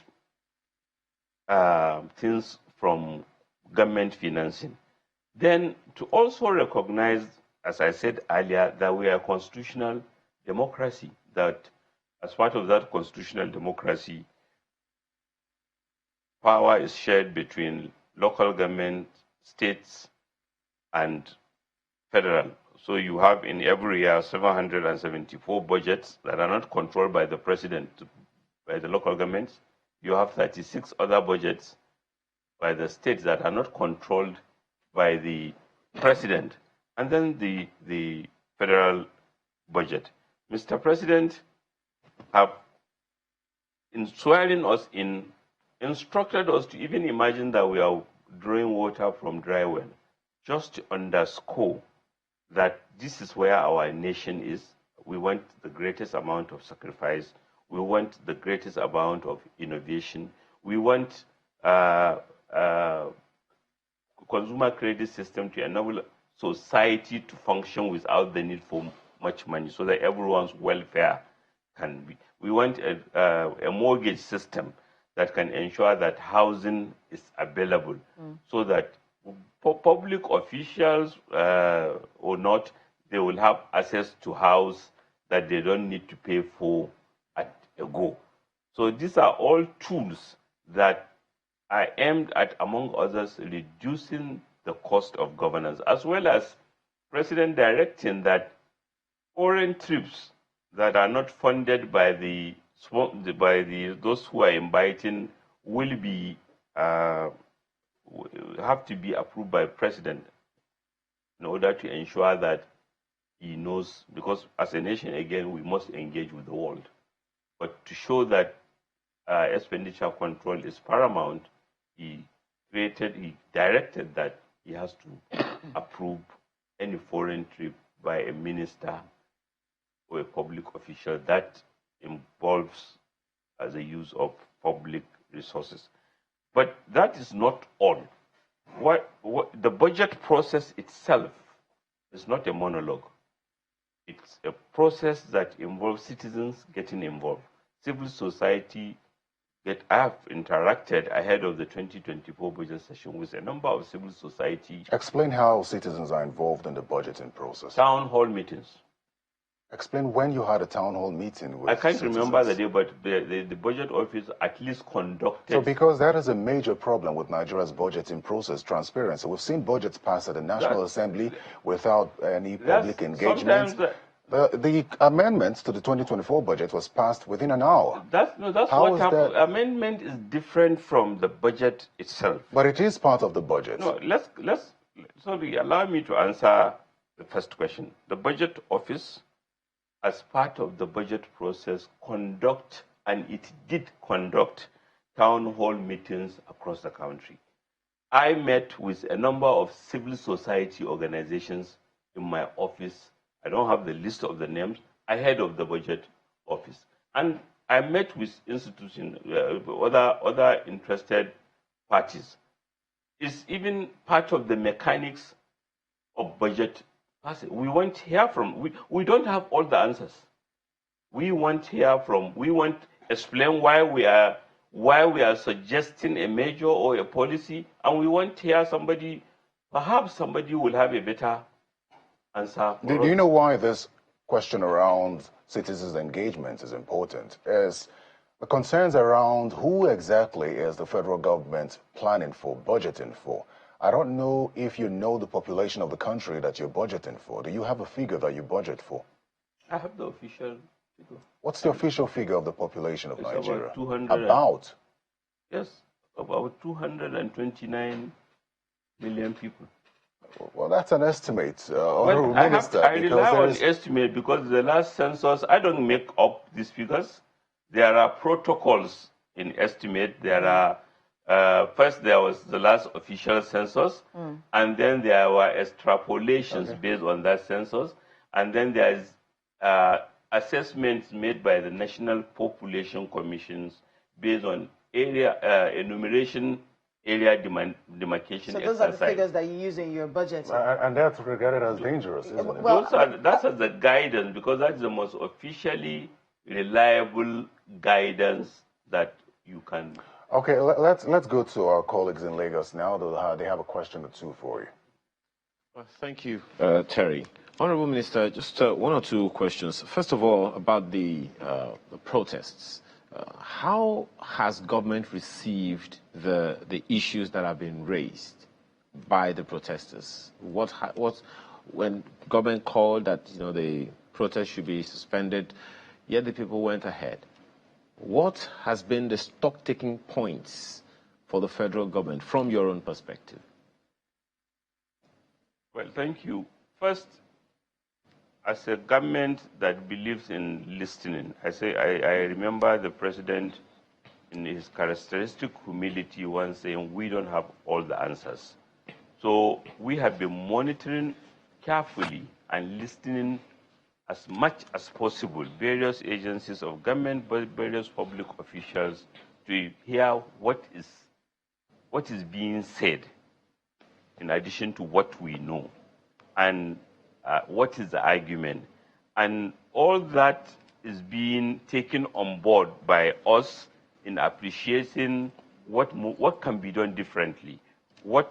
How can calibration, so how can public policy respond? Or how can we engage further to ensure that we explain government policies? Still, we may not be able to achieve a consensus, but at least we will recognize it. Then, secondly, the government is saddened by the loss of lives and, of course, tragic participation in the protest by people who maybe their intentions were not to draw attention to issues of concern, but to loot the property of others or even cause harm to others. So we are not happy, but government it's a constitutional democracy. We campaign as politicians, swear to defend the Constitution. So we are on no doubt that the right to express views, the right to an orderly procession to protest an issue is guaranteed by our Constitution. Okay. And we thank our security agencies who have been directed by Mr. President to give the maximum support, and they did. Well, just to be clear, I mean, some of the points raised include calling for the reversal of the fuel price, perhaps in a way saying, according to the people, that subsidy should be restored, electricity tariff hikes should be reduced, and a number of other things that, probably would take a while, and all of those things. In fact, we had a guest on one of our programs saying, look, if the president comes out today and says, we hereby reverse this, we hereby do this, the protests will stop immediately. Are those things in consideration by the federal government? So speak to us in those specifics, if indeed there is stock taking. Mr. President has been monitoring, as he ought to, the situation very responsibly, very alertly. But I don't speak for him. I'm a minister. I also have responsibility. I have been monitoring these things. I have been noting everything so that I can also make an input. So I'm not aware of a decision yet, one way or the other. But the three elements you mentioned all relate to cost of living crisis. I'm just leaving an African caucus meeting where the finance ministers and central bank governors of Africa are meeting at the Transcorp Hilton. And the cost of living crisis is a crisis that is affecting many countries as we speak contemporaneously. So somebody may say there is a simple solution, let Mr. President appear on the television and say, I have reversed this. Somebody will say, even if he does that, it doesn't solve the cost of living crisis. But what I can assure listeners and indeed Nigerians is that we don't take opinions lightly. We are not arrogating ourselves that we have all the answers. We will listen, no matter how committed or convinced we are of a policy, we also value the input of Nigerians. Well, one of the things that the president, first of all, I believe that as minister, you also represent the president, because that's literally his eyes and ears in the Ministry of Budget and Economic Planning. Now, one of the statements that the president has made, severally too, is calling for governors to be inclusively engaged, particularly at the state levels. Now, there are those who believe that there are gaps in governance between the federal and state governments. As the one in charge of economic planning and budgets, what are those gaps, if you can identify them for us, between the federal government and state government in the area of governance? And how do you intend to close those gaps? The starting point is that it's a constitutional issue. We are a federation. Most people make light of this. They don't know that this is as big, and we borrowed it from other countries. So meaning there are laws and powers that have been given to a state government that cannot be subsumed by the federal. So that is why we have the National Economic Council, for which my ministry provides the secretariat, so that we can, as much as possible, coordinate and speak to each other. And this comes up in many issues. The president does not direct any state. He doesn't have the authority to direct any state how to do their own budget. But he can encourage, he can call attention to let's spend money on this issue. And this is important. This coordinating mechanism is important because issues that affect the welfare of citizens can be impacted by local government spending, can be impacted by federal government spending, as well as by state government spending, as well as by federal government spending. But one recurring point, especially where I sit as Minister of both national planning, or rather economic planning, that is managing or coordinating the national consensus that we want to be a greater nation. versus where we are. We have limited revenues as well as our states. That is why Mr. President, in the measures he took, ensured that more revenue is going to the states, more revenue is going to the local government. He supported the recent decision by the Supreme Court that let local governments have as much financial autonomy as possible, so that they will control their resources and also spend them. And what we do from the planning point of view is to engage with commissioners of budget and planning, and now maybe with the judgment to also find a way of engaging with find an engagement mechanism that will ensure that all tiers of government are moving in a coordinated fashion. All right, Honorable Minister. So let's look at the numbers now. The planned budget, 18.32 trillion. That's the planned revenue. Total expenditure, 27.5 trillion naira. So, looking at the budgets and the previous budgets, from different administrations, we see budgets keep rising, in Nigeria. But when we look at the data, we see people are poor, with over 60% multidimensionally, poor in Nigeria. So help us understand why we see budgets rising, but we still see that inequality gap, getting wider in Nigeria. Is it that we're spending on the wrong things?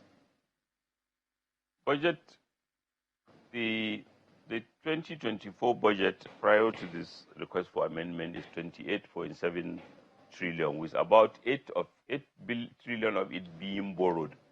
When you convert it to dollar terms, it's about $20 billion. This is maybe our budget 20 years ago. That is part of our reality. We are not as wealthy as we think we are. We don't have the revenue. Brazil, a country with similar population like us, have a federal budget of nothing less than $700 billion. Do we want to be like Brazil? Can we compete with Brazil if what we are spending is $20 billion and Brazil is spending $700 billion? That's why we are not putting enough money in security. That's why we are not putting enough money in infrastructure. That's why we are not putting money in human capital development. And that's why we are not achieving our place of pride in the world.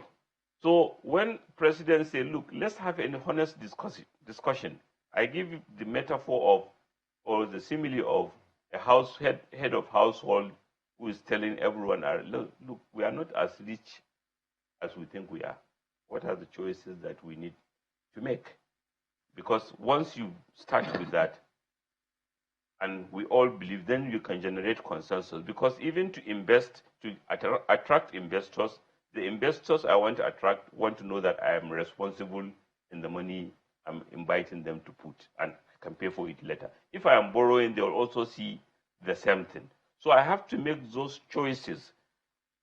So in Naira terms, the budget might seem to be going up. But remind you, in 1999, the official figure, I'll come back to my friend again, of our population is 119 million.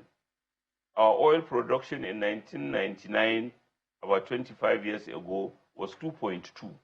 Now our population is almost 230 million. Our oil production is about under 1.5, 1.6. So what does that tell us?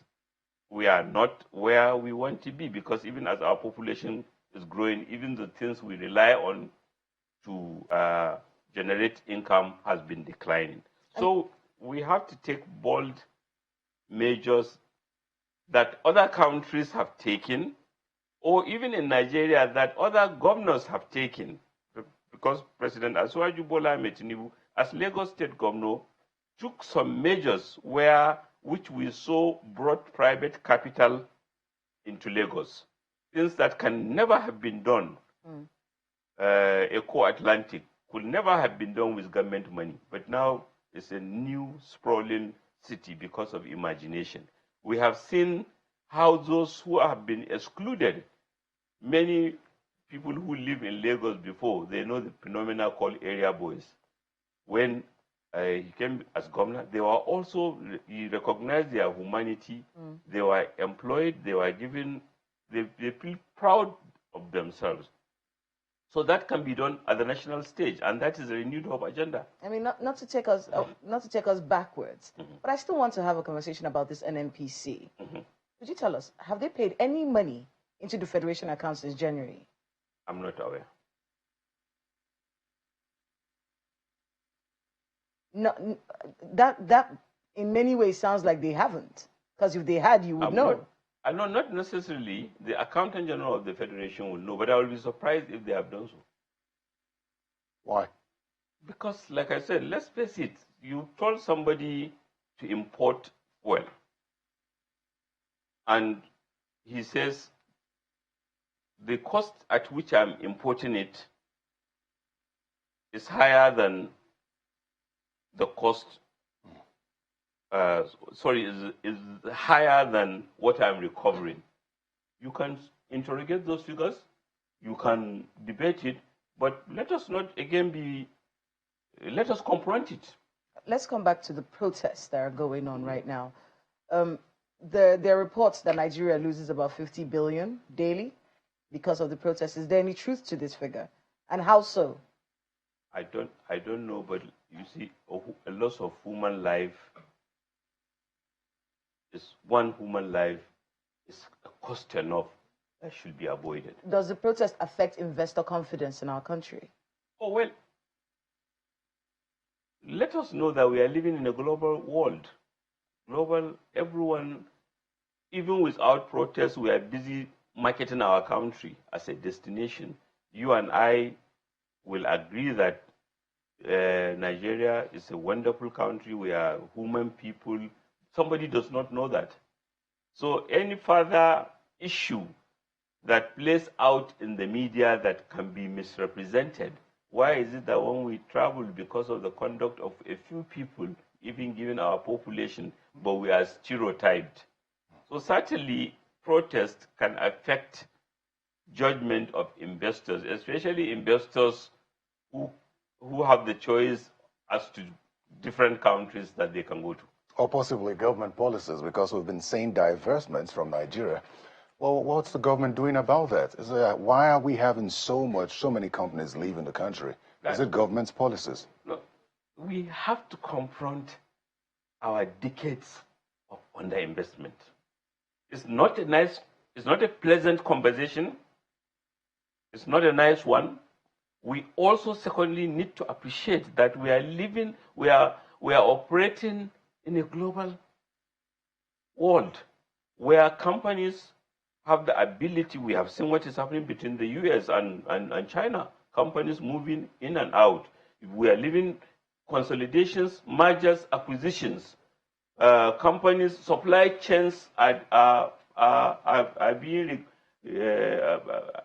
daily being changed. So you are trying to compete within that reality.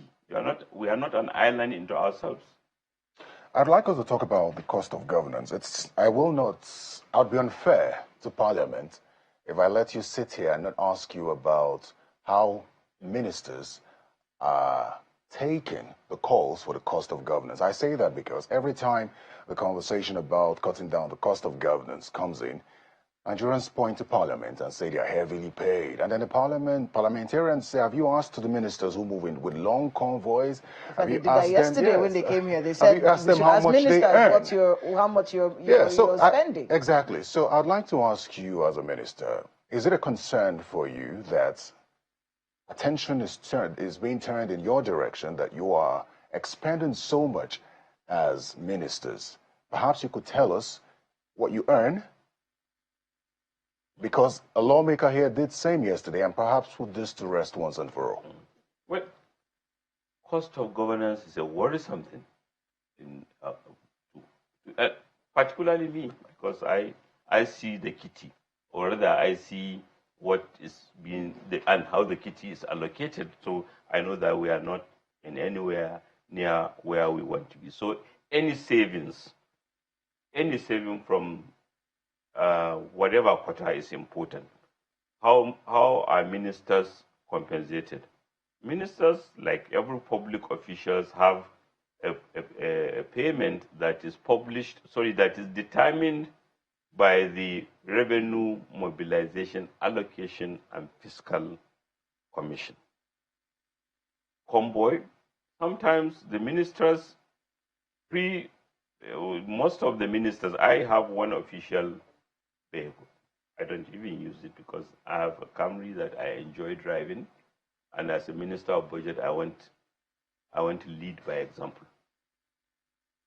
But so in terms of how much is a minister paid by revenue mobilization, it's less than ₦1 million. A salary? A salary. How about allowances? Because that's the same thing we ask lawmakers. I don't know of any defined allowance that a minister earns, but I might be wrong. But this is published, and I can share it with you because it's determined by the revenue allocation, and there's nothing additional to that for a minister. You said you have one official car. Yes. It was given to you when you became minister. Yes.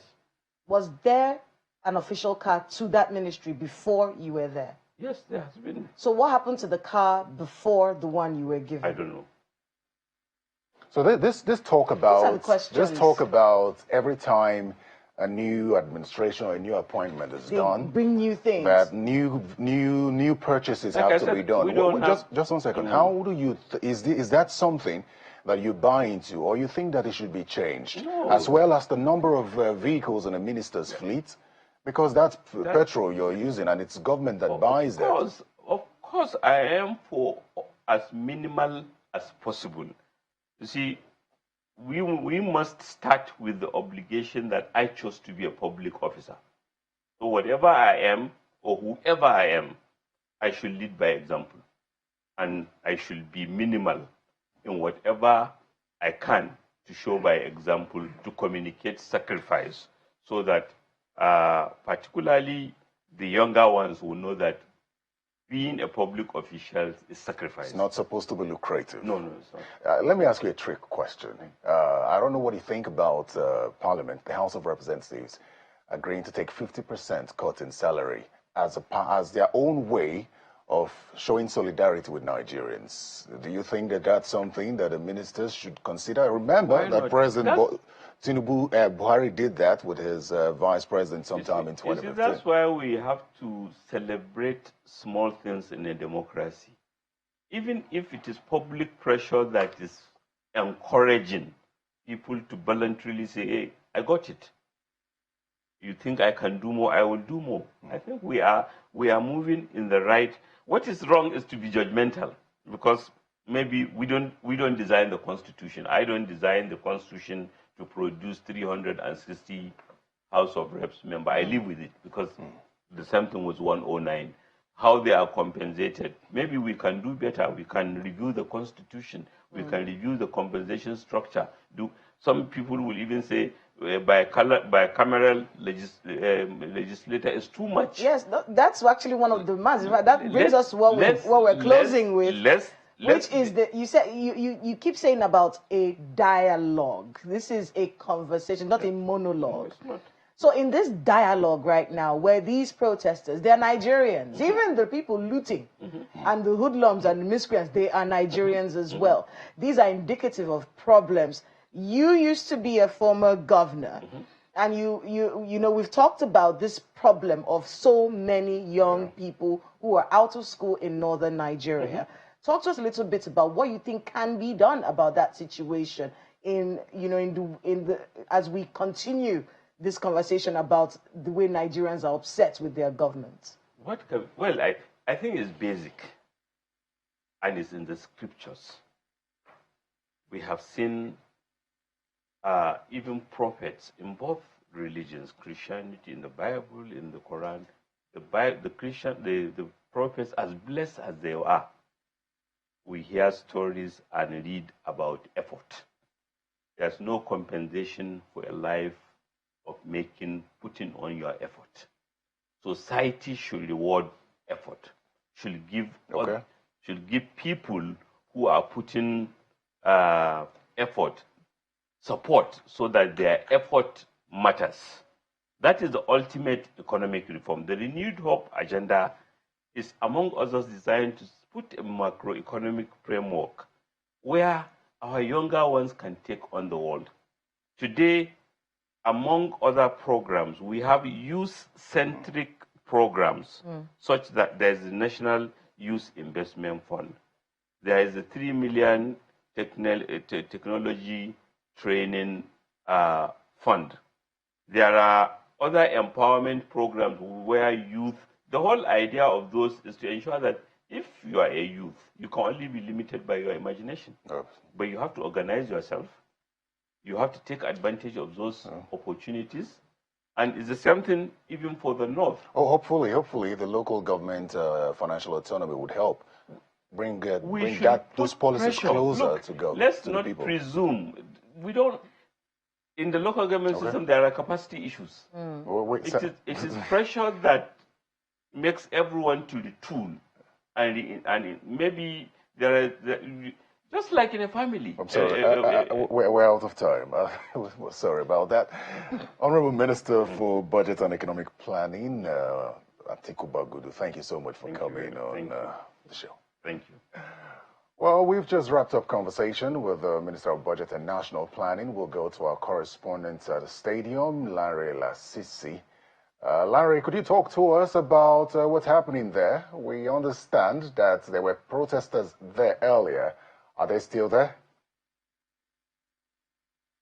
Hi, Terry. Right now, for those who know Abuja a little, I'm standing on the bridge that connects to the stadium if you're coming and approaching from the National Hospital. The atmosphere, as I'm sure you may not know, you're in the studio, the atmosphere is a little bit warm, cloudy sky, but here nothing much seems to be happening. If you look behind me right now, all you see are some security vehicles parked at the entrance of the stadium where the protesters have been gathering over the past 2 days, and which has been designated, from what we understand, by the court as the venue where the protest should hold. But right now, fairly quiet. There's nobody there. And before we came here, we took a drive around town. Nobody at the Eagle Square, Unity Park or Unity Park. There's nobody there too. We went round to the Beggar Junction roundabout there, where some protesters were yesterday, and today it's basically empty. So right now, that's the situation at this point.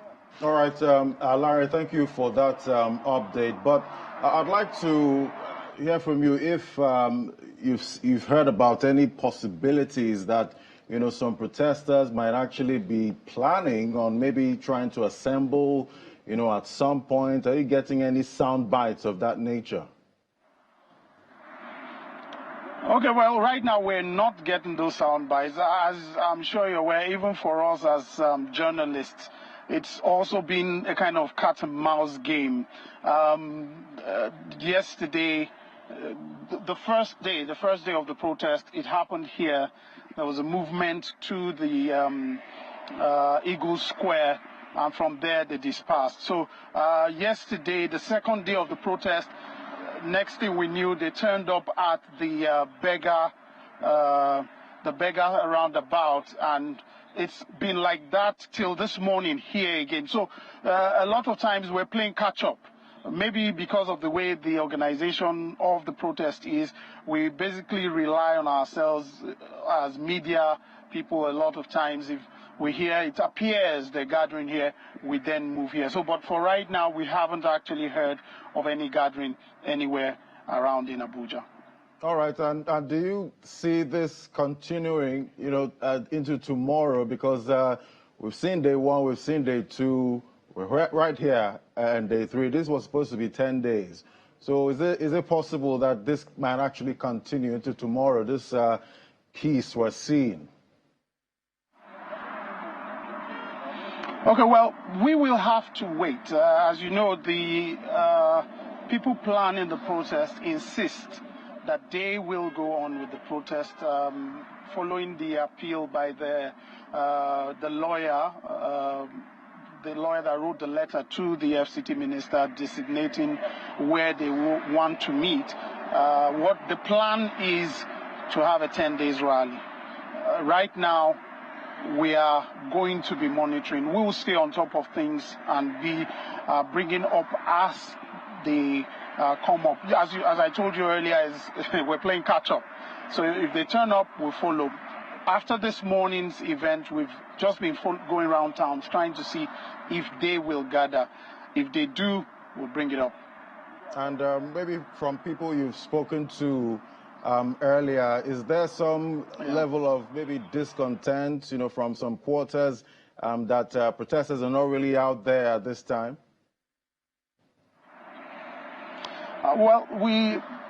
Everybody, largely I can tell you, driving around town is quiet, cars are driving around. Obviously there's heavy security presence in some areas. If you drive along from, for those who stay in Abuja, if you drive along the road that leads from the police headquarters that leads to Hilton, which along that route is where the Eagle Square is, there's a heavy presence of security personnel who are parked in a sort of order along that route. People are still going about their businesses. Everyone is going. The people we've spoken to are just going around their business.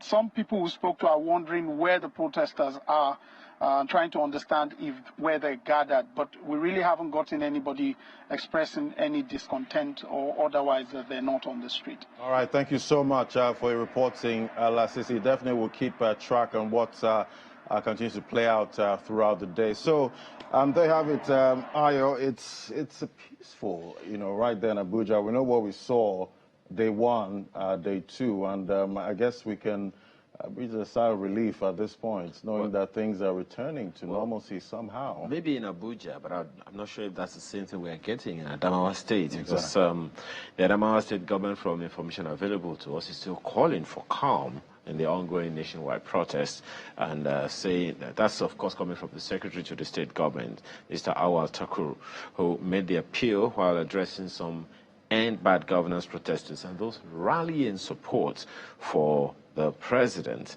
Of course, he was talking to both pro and anti-protest groups. The leaders of both groups promised to continue to be peaceful throughout the demonstrations, and the police has also assured of safety for all.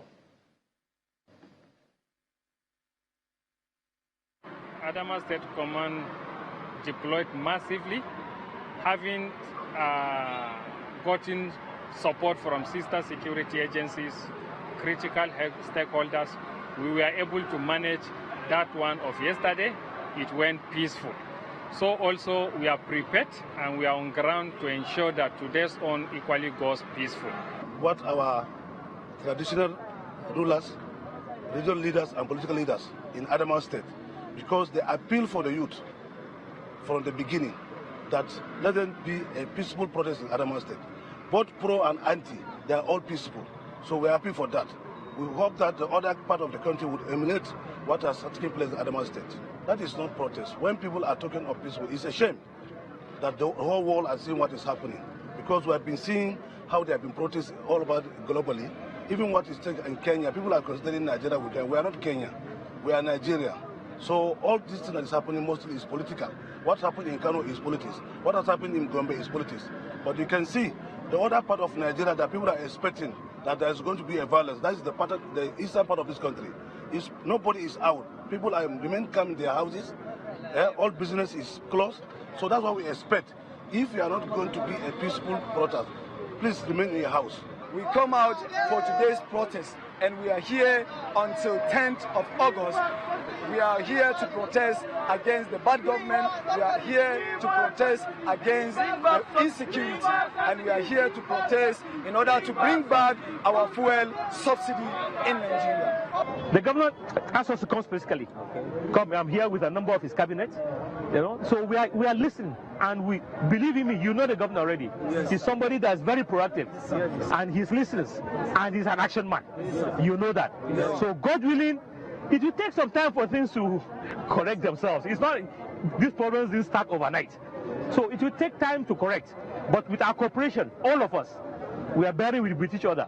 We are understanding what is happening. I think we can. Well, that is from Adamawa State. Well, our next conversation, well, first of all, yesterday, my colleague Sean Kimbaloye had an interview with the governor of Kaduna State, who was saying that, look, there is a way they carried out protests in their own day. Now he's in government, so having lived into two worlds, he knows where the shoe pinches. I'm not sure if that's the kind of thing you'll be hearing in this next interview, with which Terry and Kayla will be having with who, guys? Thank you, Ayo. We'll be speaking with Senator Adams Oshomole, the man who wears many hats. He's one of those who sort of predicted this. First of all, welcome to the show, Senator Oshomole. I started off saying that you predicted this because a day before the protest, you said it is not possible that you would have a peaceful protest for 10 days and say it won't go out of hand. On day one, it went out of hand. Is this your I told you so moment? Yeah, I think it's a basic issue in sociology. I did give reasons. I said when you have an amorphous group unstructured with no clear defined leadership and a clear mandate, and it's not accountable to anyone, informal leaders emerge. Those can necessarily lead to violence because they have no control. Who are they going to talk to? Who makes you our spokesman? Who makes you our leader? Mm. Because the system, the protesters are not structured. Therefore, it's an amorphous group. This is well settled. It's not about literacy or illiteracy. That is the nature of informal groups. The second is what I saw then, between yesterday and today, I'm confused as to, day before yesterday and yesterday, I see different voices as to what the issues are. Some talk about things. When I spoke at that time, what I heard was some people saying they want to reclaim Nigeria. And I said, is Nigeria under foreign occupation? Nigeria is under Nigeria government. We are not under foreign occupation. And therefore, you can't talk about reclaiming. I think there was someone who said they don't want the outcome of the 2023 election and all that. There were so many voices. And I said, the summary of the 10 demands that we read out in different, since we don't know who is who in social media, we saw that for me, I summarized them to me, some people, they are not probably the one you see on the street. They want regime change. And I said, you cannot peacefully demand that because the Constitution forbids you to make demands that are unlawful within the position of the Constitution. The only legitimate way for those who lost election is that they must, as of necessity, order the Constitution wait for the next round of elections. Until then, there is nothing they can do. Senator, if they sit to short-circuit the system, there will be a problem. Senator, and do you honestly one should begin to see the voices of two major defeated presidential candidates backing a protest, including those who used to lecture me about hoodlum, quote, take hijacking process, now talking about the right of people to protest. But they didn't emphasize the responsibility. I knew clearly that whereas there is genuine hunger, whereas there is genuine level of unacceptable level of unemployment, Whereas there is obviously genuine frustrations in the land, the middle class is also agonizing. There's no question about that. The real people behind this are not motivated by the fact of those hunger. They are just being politically opportunistic because they know they themselves haven't been in government, that in 12 months there is no magical relief. In terms of structured changes. Looking at the reality of life, that between when you conceptualize a policy, announce the policies, seek to implement it, before the benefits manifest, depending on the nature of the policy, is not a matter for 12 months. Senator, you led some of the most iconic protests in this country when you were NLC chair. You took the words from my mouth when you mentioned, the fact that there's actual poverty in the land.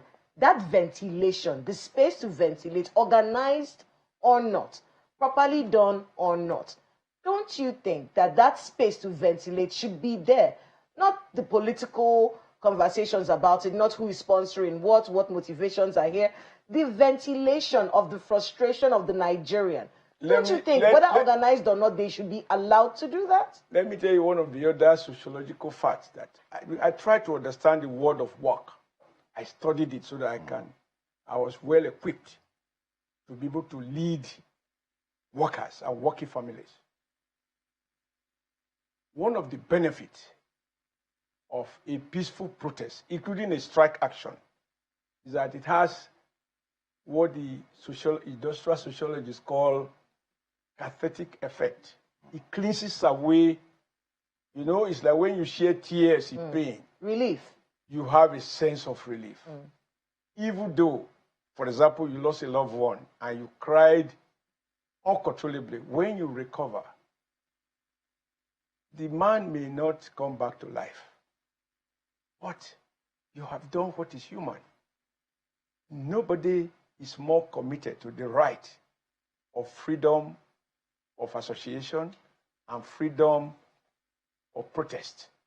Because I defended those rights. I led those protests. I led from the front. I do remember that at the Federal Secretariat, a commissioner of police tear gassed me. They came even up to NSU's office. The guy who was eventually charged for the Akpo 8 killings threatened to shoot at me in front of NSC Secretariat. And in one of the protests, police were used to kill many of our members. We protested to the National Assembly.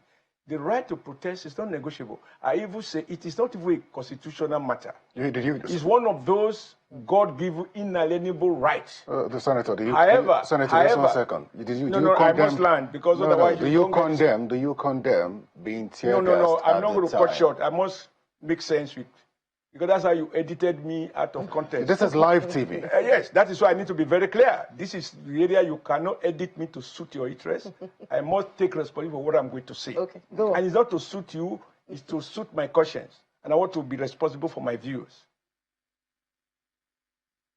Now, in exercising those rights, there are responsibilities that goes with it. The issue is not about whether you have the right to strike. You have the right to protest, yes. But you must also understand, particularly when you are protesting against hunger, which everybody can see, right? You must also be careful not to complicate the conditions of the poor.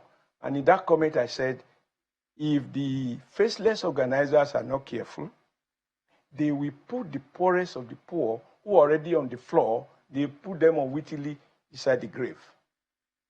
Now, from Channel's report, I saw poor people's shop being looted. Are those poor people really responsible for the hunger? Are they responsible for unemployment? They are not. There are also people who have tried, it's part of the challenges, to set up what we call small, micro to medium scale businesses. You shut them down. And now, I can bet you, the aftermath, when you do your audit, you will see that the poor a segment of them will become poorer for some time. Yeah, those were my concerns. Okay, so the right to protest is legitimate. Yeah. It's not a matter of even constitution. Senator, please. Even God granted us that right. Senator, that's why children in my place. Senator, born a child, if he doesn't cry, Senator Shomole, as moderators, we need to work with the time. That's so right. Please bear with us. You talked about being tear gassed when you protested at the time. Is that something you condemn? And when you look at what happened now, where peaceful protesters were tear gassed, I'll use Abuja, for example, because we had reporters there, even journalists who went through the same thing. Do you condemn it as well? I don't know how best you want me to say it. I did not tell you that I celebrated being tear gassed. But because I decided to lead from the front, I was ready to take all the resistance because the state, this government of President Tinubu is extremely civil, truly civil. When I saw the police IG speaking the way he spoke, I didn't see much threat. If I play back what the then IG, when the president then, remember who said, look at Oshomole, he doesn't have armed forces. He's threatening the president who is the commander-in-chief. He emphasized that he commands the armed forces. And then when I met him, he told me the president had told the armed forces, anybody who come out should be shot down. This president has not said that. And the police that I saw, because it depends, you have to pick and choose what appeals to you. At what point should you stop? Is it after the destruction or to prevent destruction?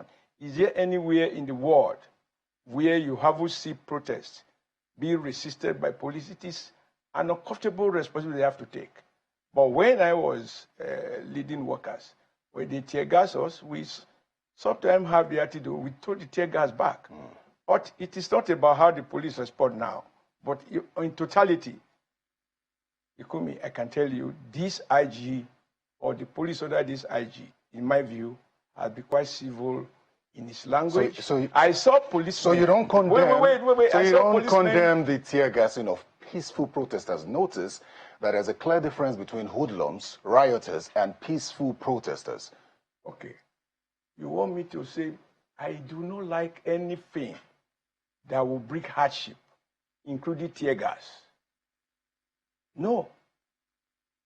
However, I do recognize that because the system is not structured, even if it were structured, if police believe that you are going to destroy or kill someone, they might have to resort to those methods. Any protester must be, that's how we call it struggle. The struggle is not a tea party. So I, of course, will not celebrate that. But I saw for the first time, which I never enjoy as NSC president, thanks to social media, I saw a commissioner of police in one state to procuring not tear gas, but water to support, to give to those who were protesting peacefully. I mean, so while you point at the action in some areas, the details of which you may not know, you also have to acknowledge that the police, in some other places, we saw them smiling and engaging in conversation, even in Lagos. I want to be able to get your topic. It's interesting that you brought up the sociological aspect of a lot of these scenarios being played out. And there's a question, and it's a sociological question. Do protests work in Nigeria? They work. In what ways? Which one would you say afterwards changed policy, made us a lot better as a people? The issue about protest is that it's not a substitute to be in charge. You are just putting pressure on policymakers. Now, one of the convictions, for example, NLC went on a protest.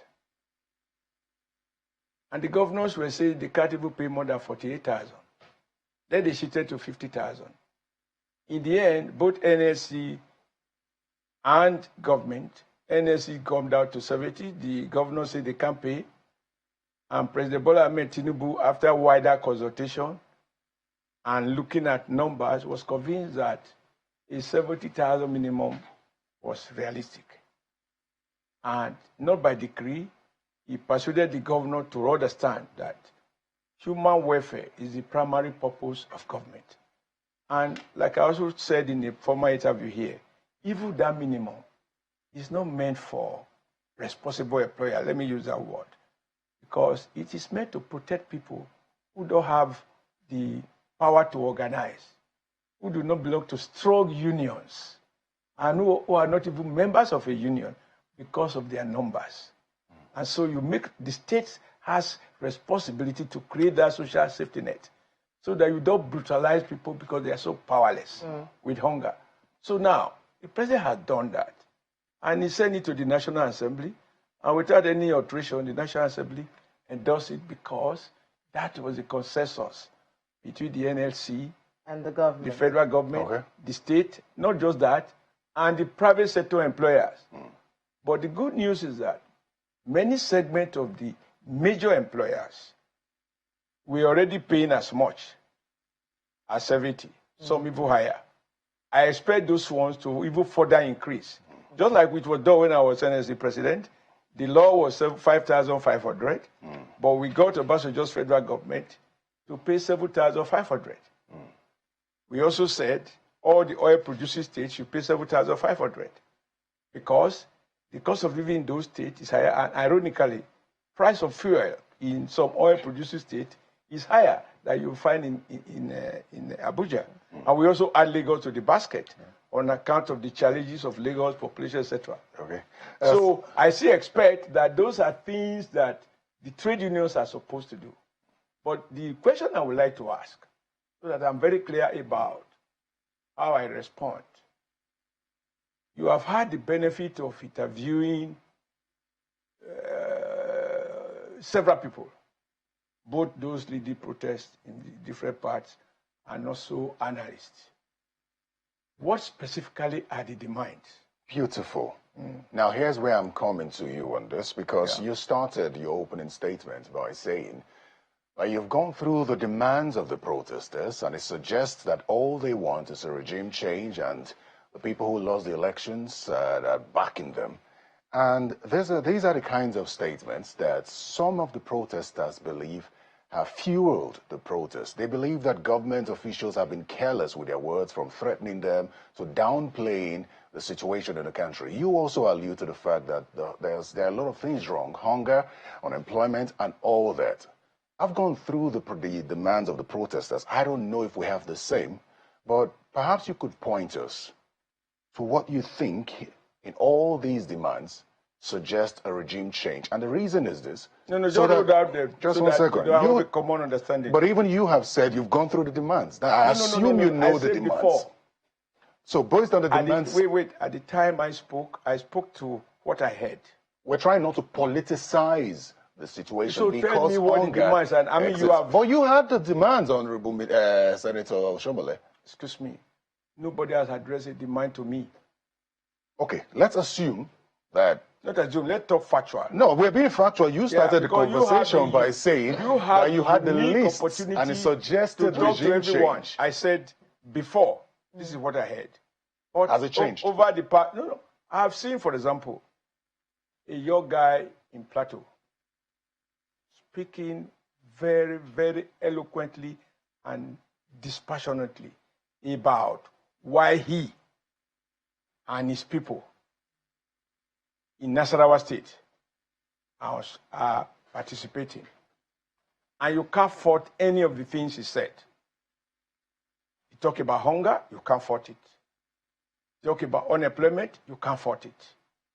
He talks about insecurity, you can't fault it. Right? Now,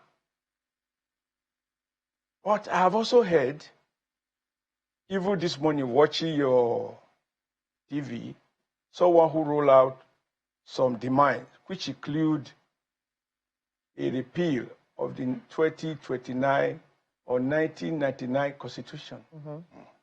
So I saw some other thing with that young man in the capture. I also saw somebody very responsible in the sense that the face is known. It's a prophet in Jos. Not that he's one of those who did this by social media. He assumed leadership to fill the vacuum, to be able to talk to the demonstration. And I was very impressed. Last night, I think it was on your 7 o'clock Politics Today with Shehu.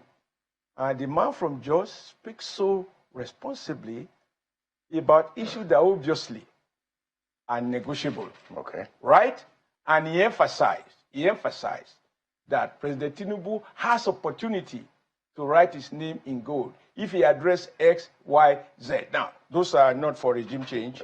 Those are talking about what this president can do. Absolutely. Right. So this morning I heard about changing 1999 Constitution. Yeah. But that has also been canvassed by federal lawmakers. By federal lawmakers. They've also canvassed for repealing the 1999 Constitution. They want us to go to parliamentary system of government. So that I can take them together. No, let's just throw to my colleagues to continue the conversation. Guys, now, on that one. Let my colleagues come in. They will follow up. Ayo.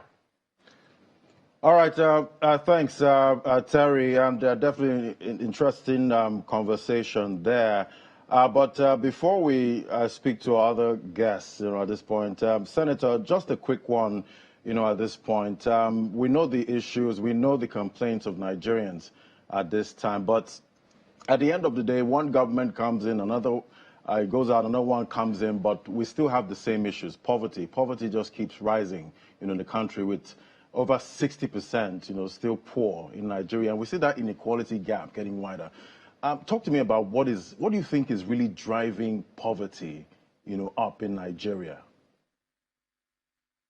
Okay, thank you. That's a very good question. But I must respond to the issue of the mind, right? About reverting to the repealed 1999 Constitution. That is not within the competence of the president. Whether it is be pushed, a lawmaker said so, a non-lawmaker said so. I've heard those who say Nigeria should return to regionalism. Is this in the hand of the president, Tinubu, who is elected to and who swore to uphold the Constitution of Nigeria, to unilaterally decree a new constitution? Do we need 10 days to make that point? Those who have been canvassing it in different fora, whether in a symposia, in town hall meetings, or even through the media. Those are legitimate. People have different choices, but we have to have consensus in it. Because this current one, I was still a young man when a military government, a panel so-called Committee of 39 Wise Men, led by the late Timidi Law, and they gave us a radical departure from parliamentary to presidential. We were told of all the benefits, and the elite accepted it without question and celebrated it, that this is better for Nigeria in the name of national unity. If you want to go back to it, it was not done by an elected president. And the way to amend our constitution is provided for under the constitution. And there is no shortcut to it. Anything you do must be in conformity with the constitution. To do extra constitutional approach, it will be just illegal. Now to the last question. That for me is at the heart of it. If you follow my own contribution on the floor of the Senate, I'm very clear as to my own preferred policy choices. I am not a pro-market guy. I believe that the state, whereas the right-wing economy tells us that the state has no business in business, I believe that the state necessarily must have business, not only in business, it must make effort to regulate the behavior of businesses. Because the private profit motive of a private enterprise does not coincide with the social purpose of government. So government must necessarily put regulations in place to reconcile the social purpose of government with the private motive of private enterprise. This is possible. I mean, we have some good models in Scandinavian countries where you can count the number of players, and yet they have a very robust social safety net.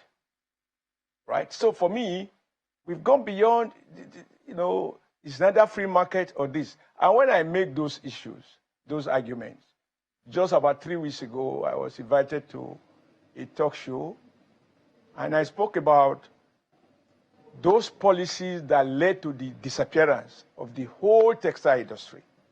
It was not by accident. It was the outcome of, in my view, a reckless submission to so-called World Trade Organization rules.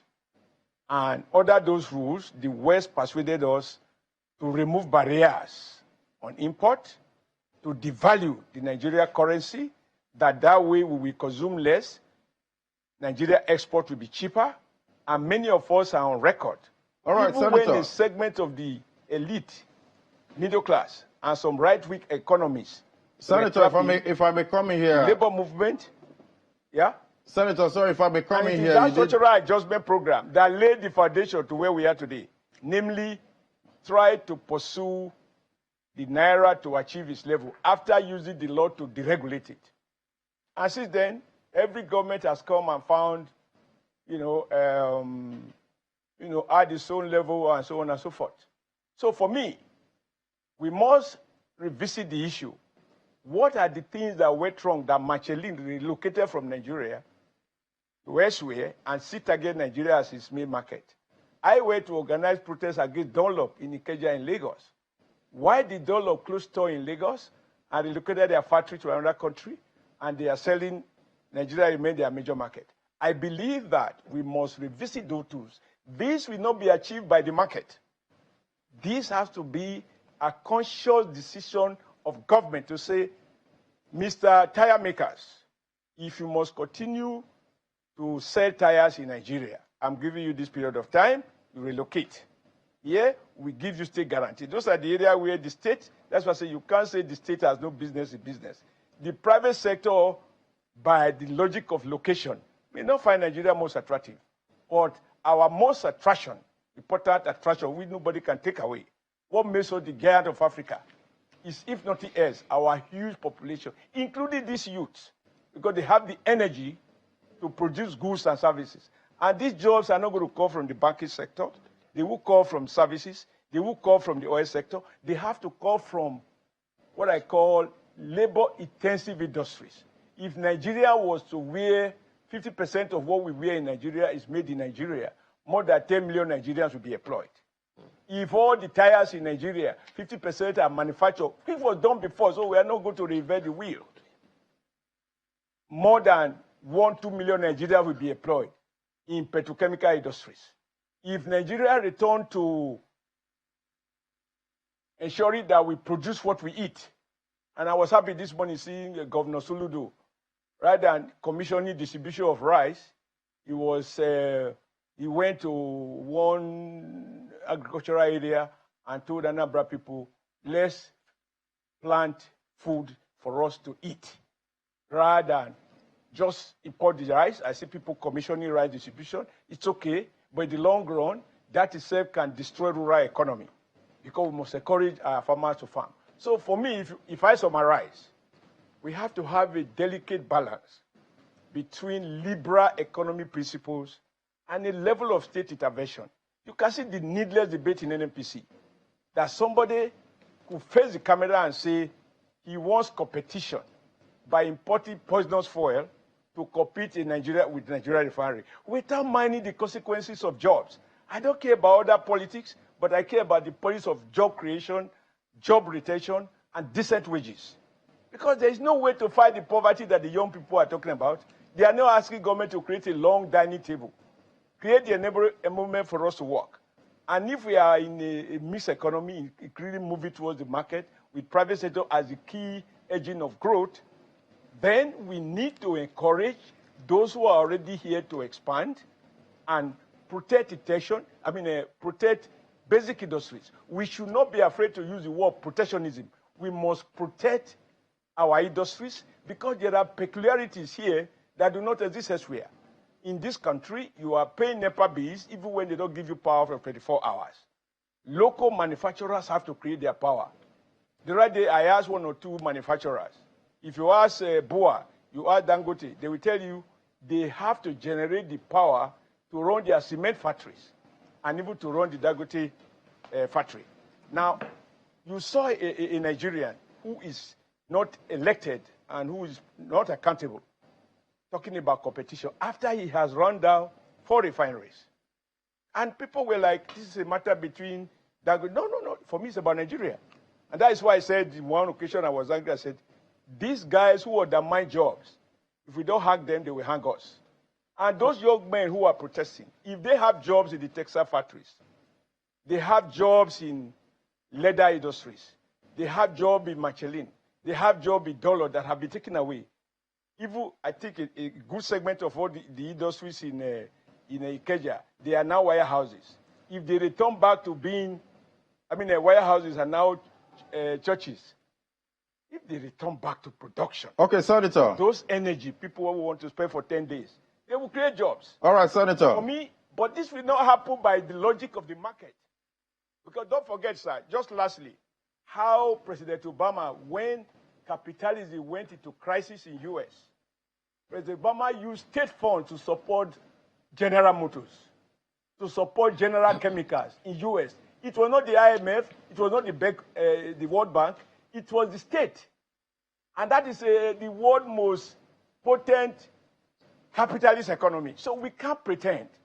And the subsidy I want this government to provide, which is already provided, but we need to do more.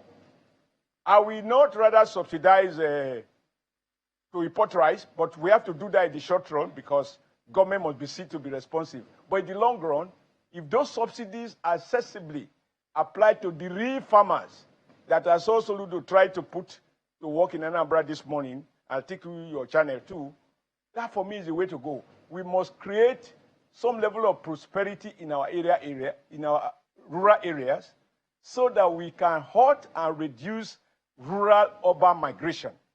We must return to that era when government says, go back to farm. School to farm policy. We have to return to those. But this cannot be achieved through protest, I'm afraid. The point has been made, and I'm sure President Tinubu listens very well. And more than anyone else, he is more concerned about the unintended consequences of some of the reforms he has introduced. For example, I am not a fan of the market, but I also don't believe that we should have a banking policy, a monetary policy, that allows 2, 3, 4, 5 major banks to collect huge hundreds of millions of dollars at official rate, and then go and sell it in the manner that they were doing, and make what we now, this government has come to tag, what is it now, excessive profit. And the president now have the courage to appropriate some of those excessive tax, a profit, which is not as a result of proper banking. That for me is courage. Now, the new CBN, in pursuing certain policies to ensure that nobody make money by just being afraid of the bank, which he himself could have benefited from, President Bola Ahmed Tinubu asked him to ensure that nobody make money from Forex, just become a billionaire because he's close to the president or because he's close to CBN. He could have decided to continue with where Emefiele left it. And so this is a good policy. However, it has its own side effect. And that is why I said in summary that when the president has rolled out a number of policies, for the first time, we are now returning back. Not new, but it was there before, but over time, it faded off. Giving poor people loan. It is done in even in advanced countries. American grad student loan, UK grad student loan, even some socialist country grad student loan. He has now started it. I guess with the benefit of data and some learning curve, they will improve on it. So no Nigeria child will be denied the right to pursue and acquire those skills. Because in my union studies, sir, I'm told, and it is true, sociology tells us, everyone that God created, God is so gracious that he gave everybody at least 2 hands. If you have less than 2, you are considered as physically challenged. Those 2 hands, if properly skilled, can feed more than 1 mouth. But if those hands are not skilled, and I don't know, maybe with time when we are out of this station, there will be evaluation. Okay, Senator, because of time. A particular pattern. Because of time, Senator. Those who were carriers, last one, sir. those who were carrying sticks in some part of the country, carrying sticks, compared them to those who were carrying placards. You know the difference? Those carrying placards can read. We are hungry. For those who had not had the benefit of going to school, for no fault of theirs, they can only carry stick. And what can they do with stick? Violence. And when you call them miscreants, hoodlums, I do not agree. Because when I was NSC president, I argued, and even now, I am more convinced about it, because I've been a governor. I know what can be done to bail people out of being hoodlums. Nobody was born a hoodlum. Nobody was born a newscaster. Nobody was born a senator. It is society. When you are denied the opportunity, if I were denied the opportunity to go to school, I would be here. My father was too poor to pay school fees for me. And if I had a school without a competent, qualified teacher, I won't be able to express myself. So we have to go back to the root. But this cannot be achieved by one day. Lastly, sir, I think one of the things this government should do, and I saw many of your competitors say so yesterday, I'm sorry to take some time, is that it has done so much by way of, say, what can the president do now? President has given state governors, for example, this last month, about 400 and something billion, which no state collected less than 10 billion naira. Some go more than 10 billion naira.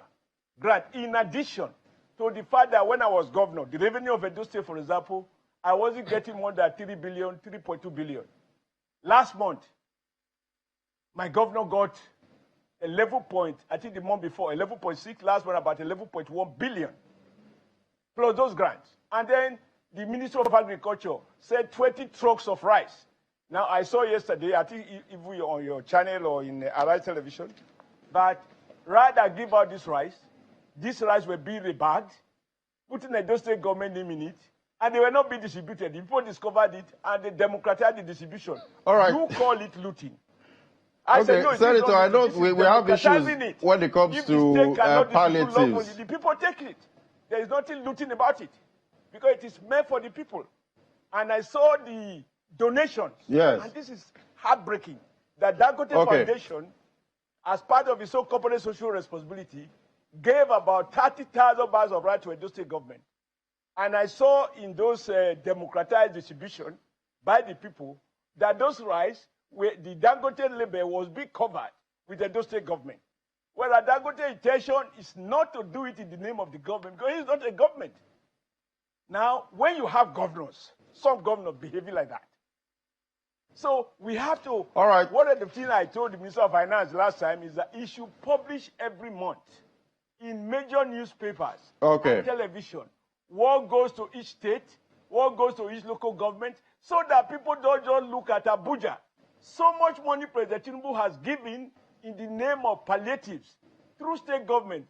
Well, at Shagari's time, he had what he called presidential liaison officer. All right, Senator, but if the palliatives are not working, maybe, we should look for another, workable solution at this point, because we keep hearing the same stories about, palliatives not reaching, the right people. But you did mention, you commended the courage of President Tinubu for imposing that windfall tax on most of these banks, that profited from the Naira devaluation. So talk to me about where you would also like to see the president, channel this same courage, to other, segments that can actually bring succor to the Nigerian people. Because at the end of the day, the protest is about hunger. How can we get more people, as many as possible, out of poverty, at this time, so that we can have a country where we have the likes of, like in America, I see the likes of Tesla paying incredible amounts as tax, to the government. So a country where that prospers, where everyone can prosper at the same time, and we reduce inequality. Thank you, sir. I'm very happy about this question. I built my house in Abuja as a worker because the government directed the banks that they must lend to housing unit. So one of the basic indicators of a poor man, as Gaddafi said, no man is free unless you have your own house. I think we need to impose more control on the banking system to truly do proper banking. Now, this is the only country where banks don't lend, they pick deposit, they just patronize the forest, but that is now, hopefully, with the new policy of the CBN, which, as I said, I agree with totally, things will come to change. I also believe that the president will have to encourage the Minister of Industry to invite, for example, major car manufacturing. There are things we don't need to reinvent, we just need to revert back to where we are coming from. To policies that says, you want to sell motor vehicles in Lagos, Mr. Volkswagen, it was then popular in Nigeria, they located somewhere in Lagos. Mr. Pujo was 404, 405, GL 505, relocate to Nigeria to take advantage of Nigeria market.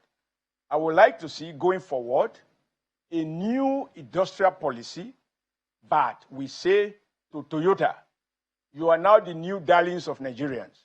We are the largest Toyota consuming country in Africa. If you still want to continue to sell here, I am going to give you in about 1 or 2 years. I will give you guarantees. Set up your manufacturing plant. Whatever supplies you need, whatever guarantees you need, including power, we can have a dedicated power supply, and you produce Toyota in Nigeria. So that the huge transfers arising from our patronage of foreign cars. But right away, one of the things I think the president has to do, having had the courage, huge courage, to do some of the things here, including the courage to get those banks to use the right word, windfall. Some of the people will turn the other way. They've been making this windfall over the years, and they have never accounted for it. This president has made them to account for it. I will then proceed to say, anybody who wants to do major business in Nigeria must locate here. WTO, you are there. Yep. When we arrive, we cannot be a member of a trading club where we have nothing to sell. And the existing manufacturing industries must be given the protection they need. Of course, the West will say no protectionism. But look at how America erected 100% duty on cars made in China. If that is not protectionism, I don't know what is. So if America cannot afford free market, Nigeria should not print. I think at this hour, immediate lesson that I think we all can do is to say, okay, the part of the consequences of my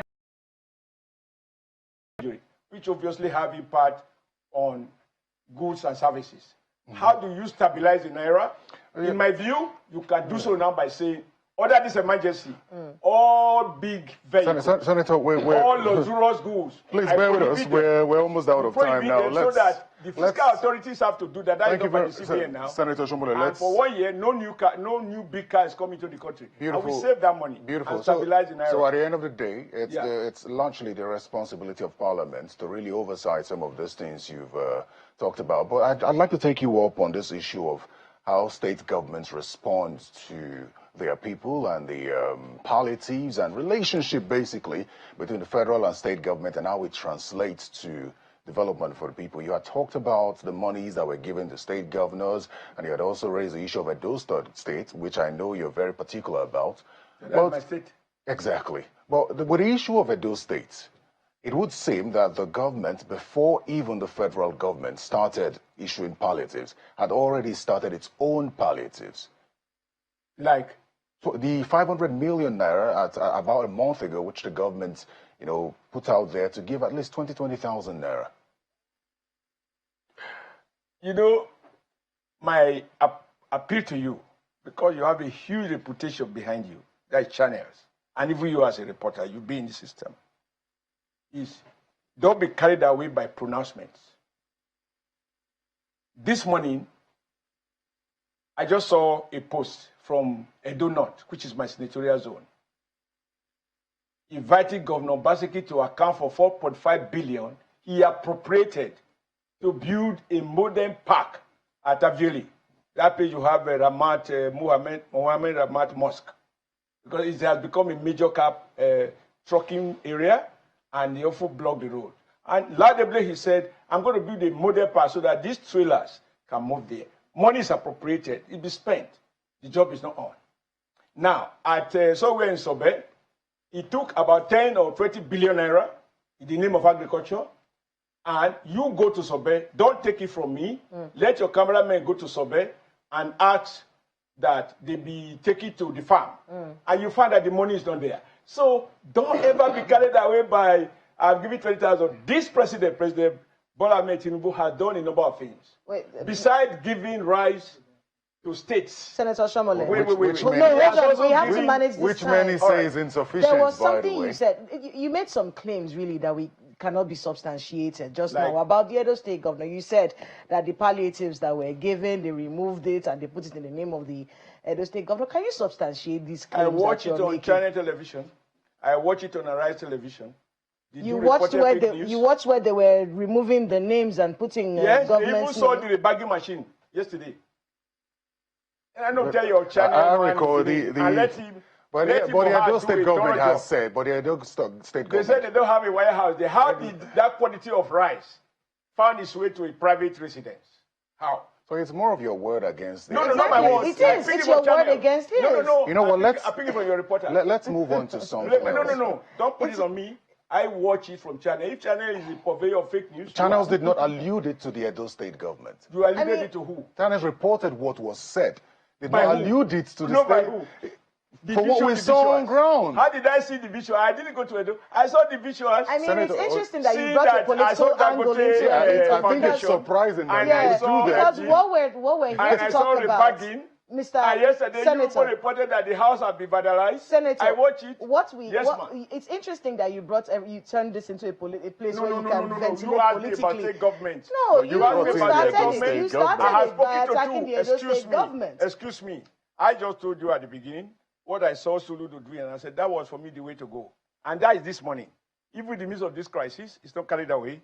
He said, look, my people, the long-time solution to food is that we must go back to the land and farm what we eat. I said that is a long, sustainable policy. Not only it will, and I saw it on young people participating. I saw them using manual way to cut grass and all that, the way we used to do it. Because and you see, this for me, that is the long way to go. And I said, I would prefer. And this protest is about the Nigerian people and the fact that they are angry. One of the questions that I wanted you to be able to answer before you leave this place is with this administration. We saw NSAS under the Buhari administration. Didn't it come to the mind? You saw Save Nigeria under the Jonathan administration. We saw Save Nigeria. So didn't it come to the mind of the Tinubu administration that they might have to face this sort of situation? Would you say this administration was prepared for this scenario that we're facing right now? What I think the administration was not prepared for is a situation where people expect miracles in policy changes that require long-term gestation period.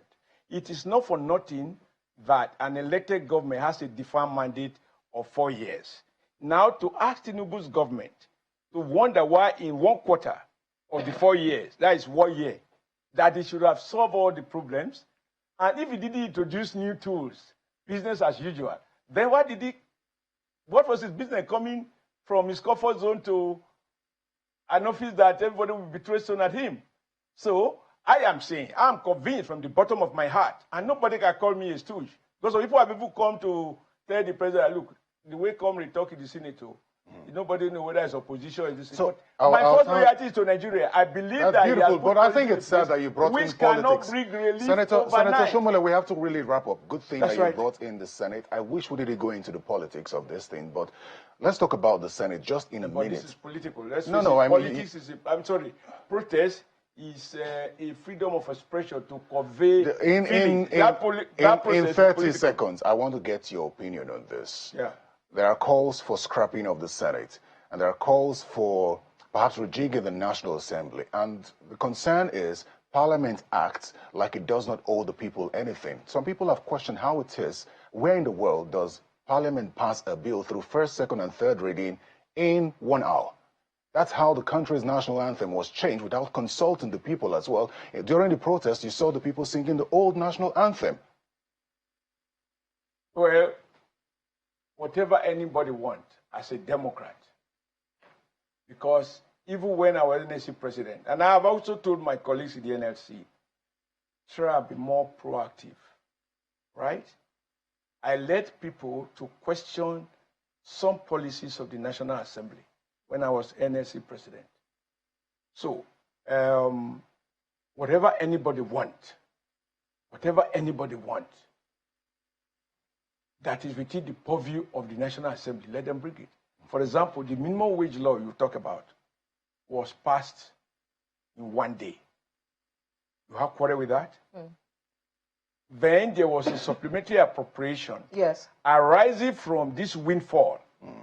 I praise the courage of the president We're out of to time. call the We are out of time. Wish we had more We're time. out of time, Senator. But you have also seen me on the floor saying that we can't pass law we may be able to have more conversations with you, but we are out of time right now. Thank you so much. Let's have this conversation. Thank you so much, Senator Adams Oshiomhole, for being with us here on the program. Thank you so much for making time, and we'll be having this conversation with you much later. But we do have to wrap up now. Thank you all so much for being with us on the program. We will be reverting back to regular programming right here on Channels Television. But remember that the protest is on, and of course all our platforms will be following those protests as they continue. And we have news at the top of the hour. I'm Kayla Megwa. Have a great rest of your day. And I am Terry Ikumi. Bye-bye. Well, so many other issues that should have come on the August protest will come in our regular programming. So thank you for the privilege of being a part of it. I'm Ayo Makinde. And I'm Ladi Williams. Bye-bye.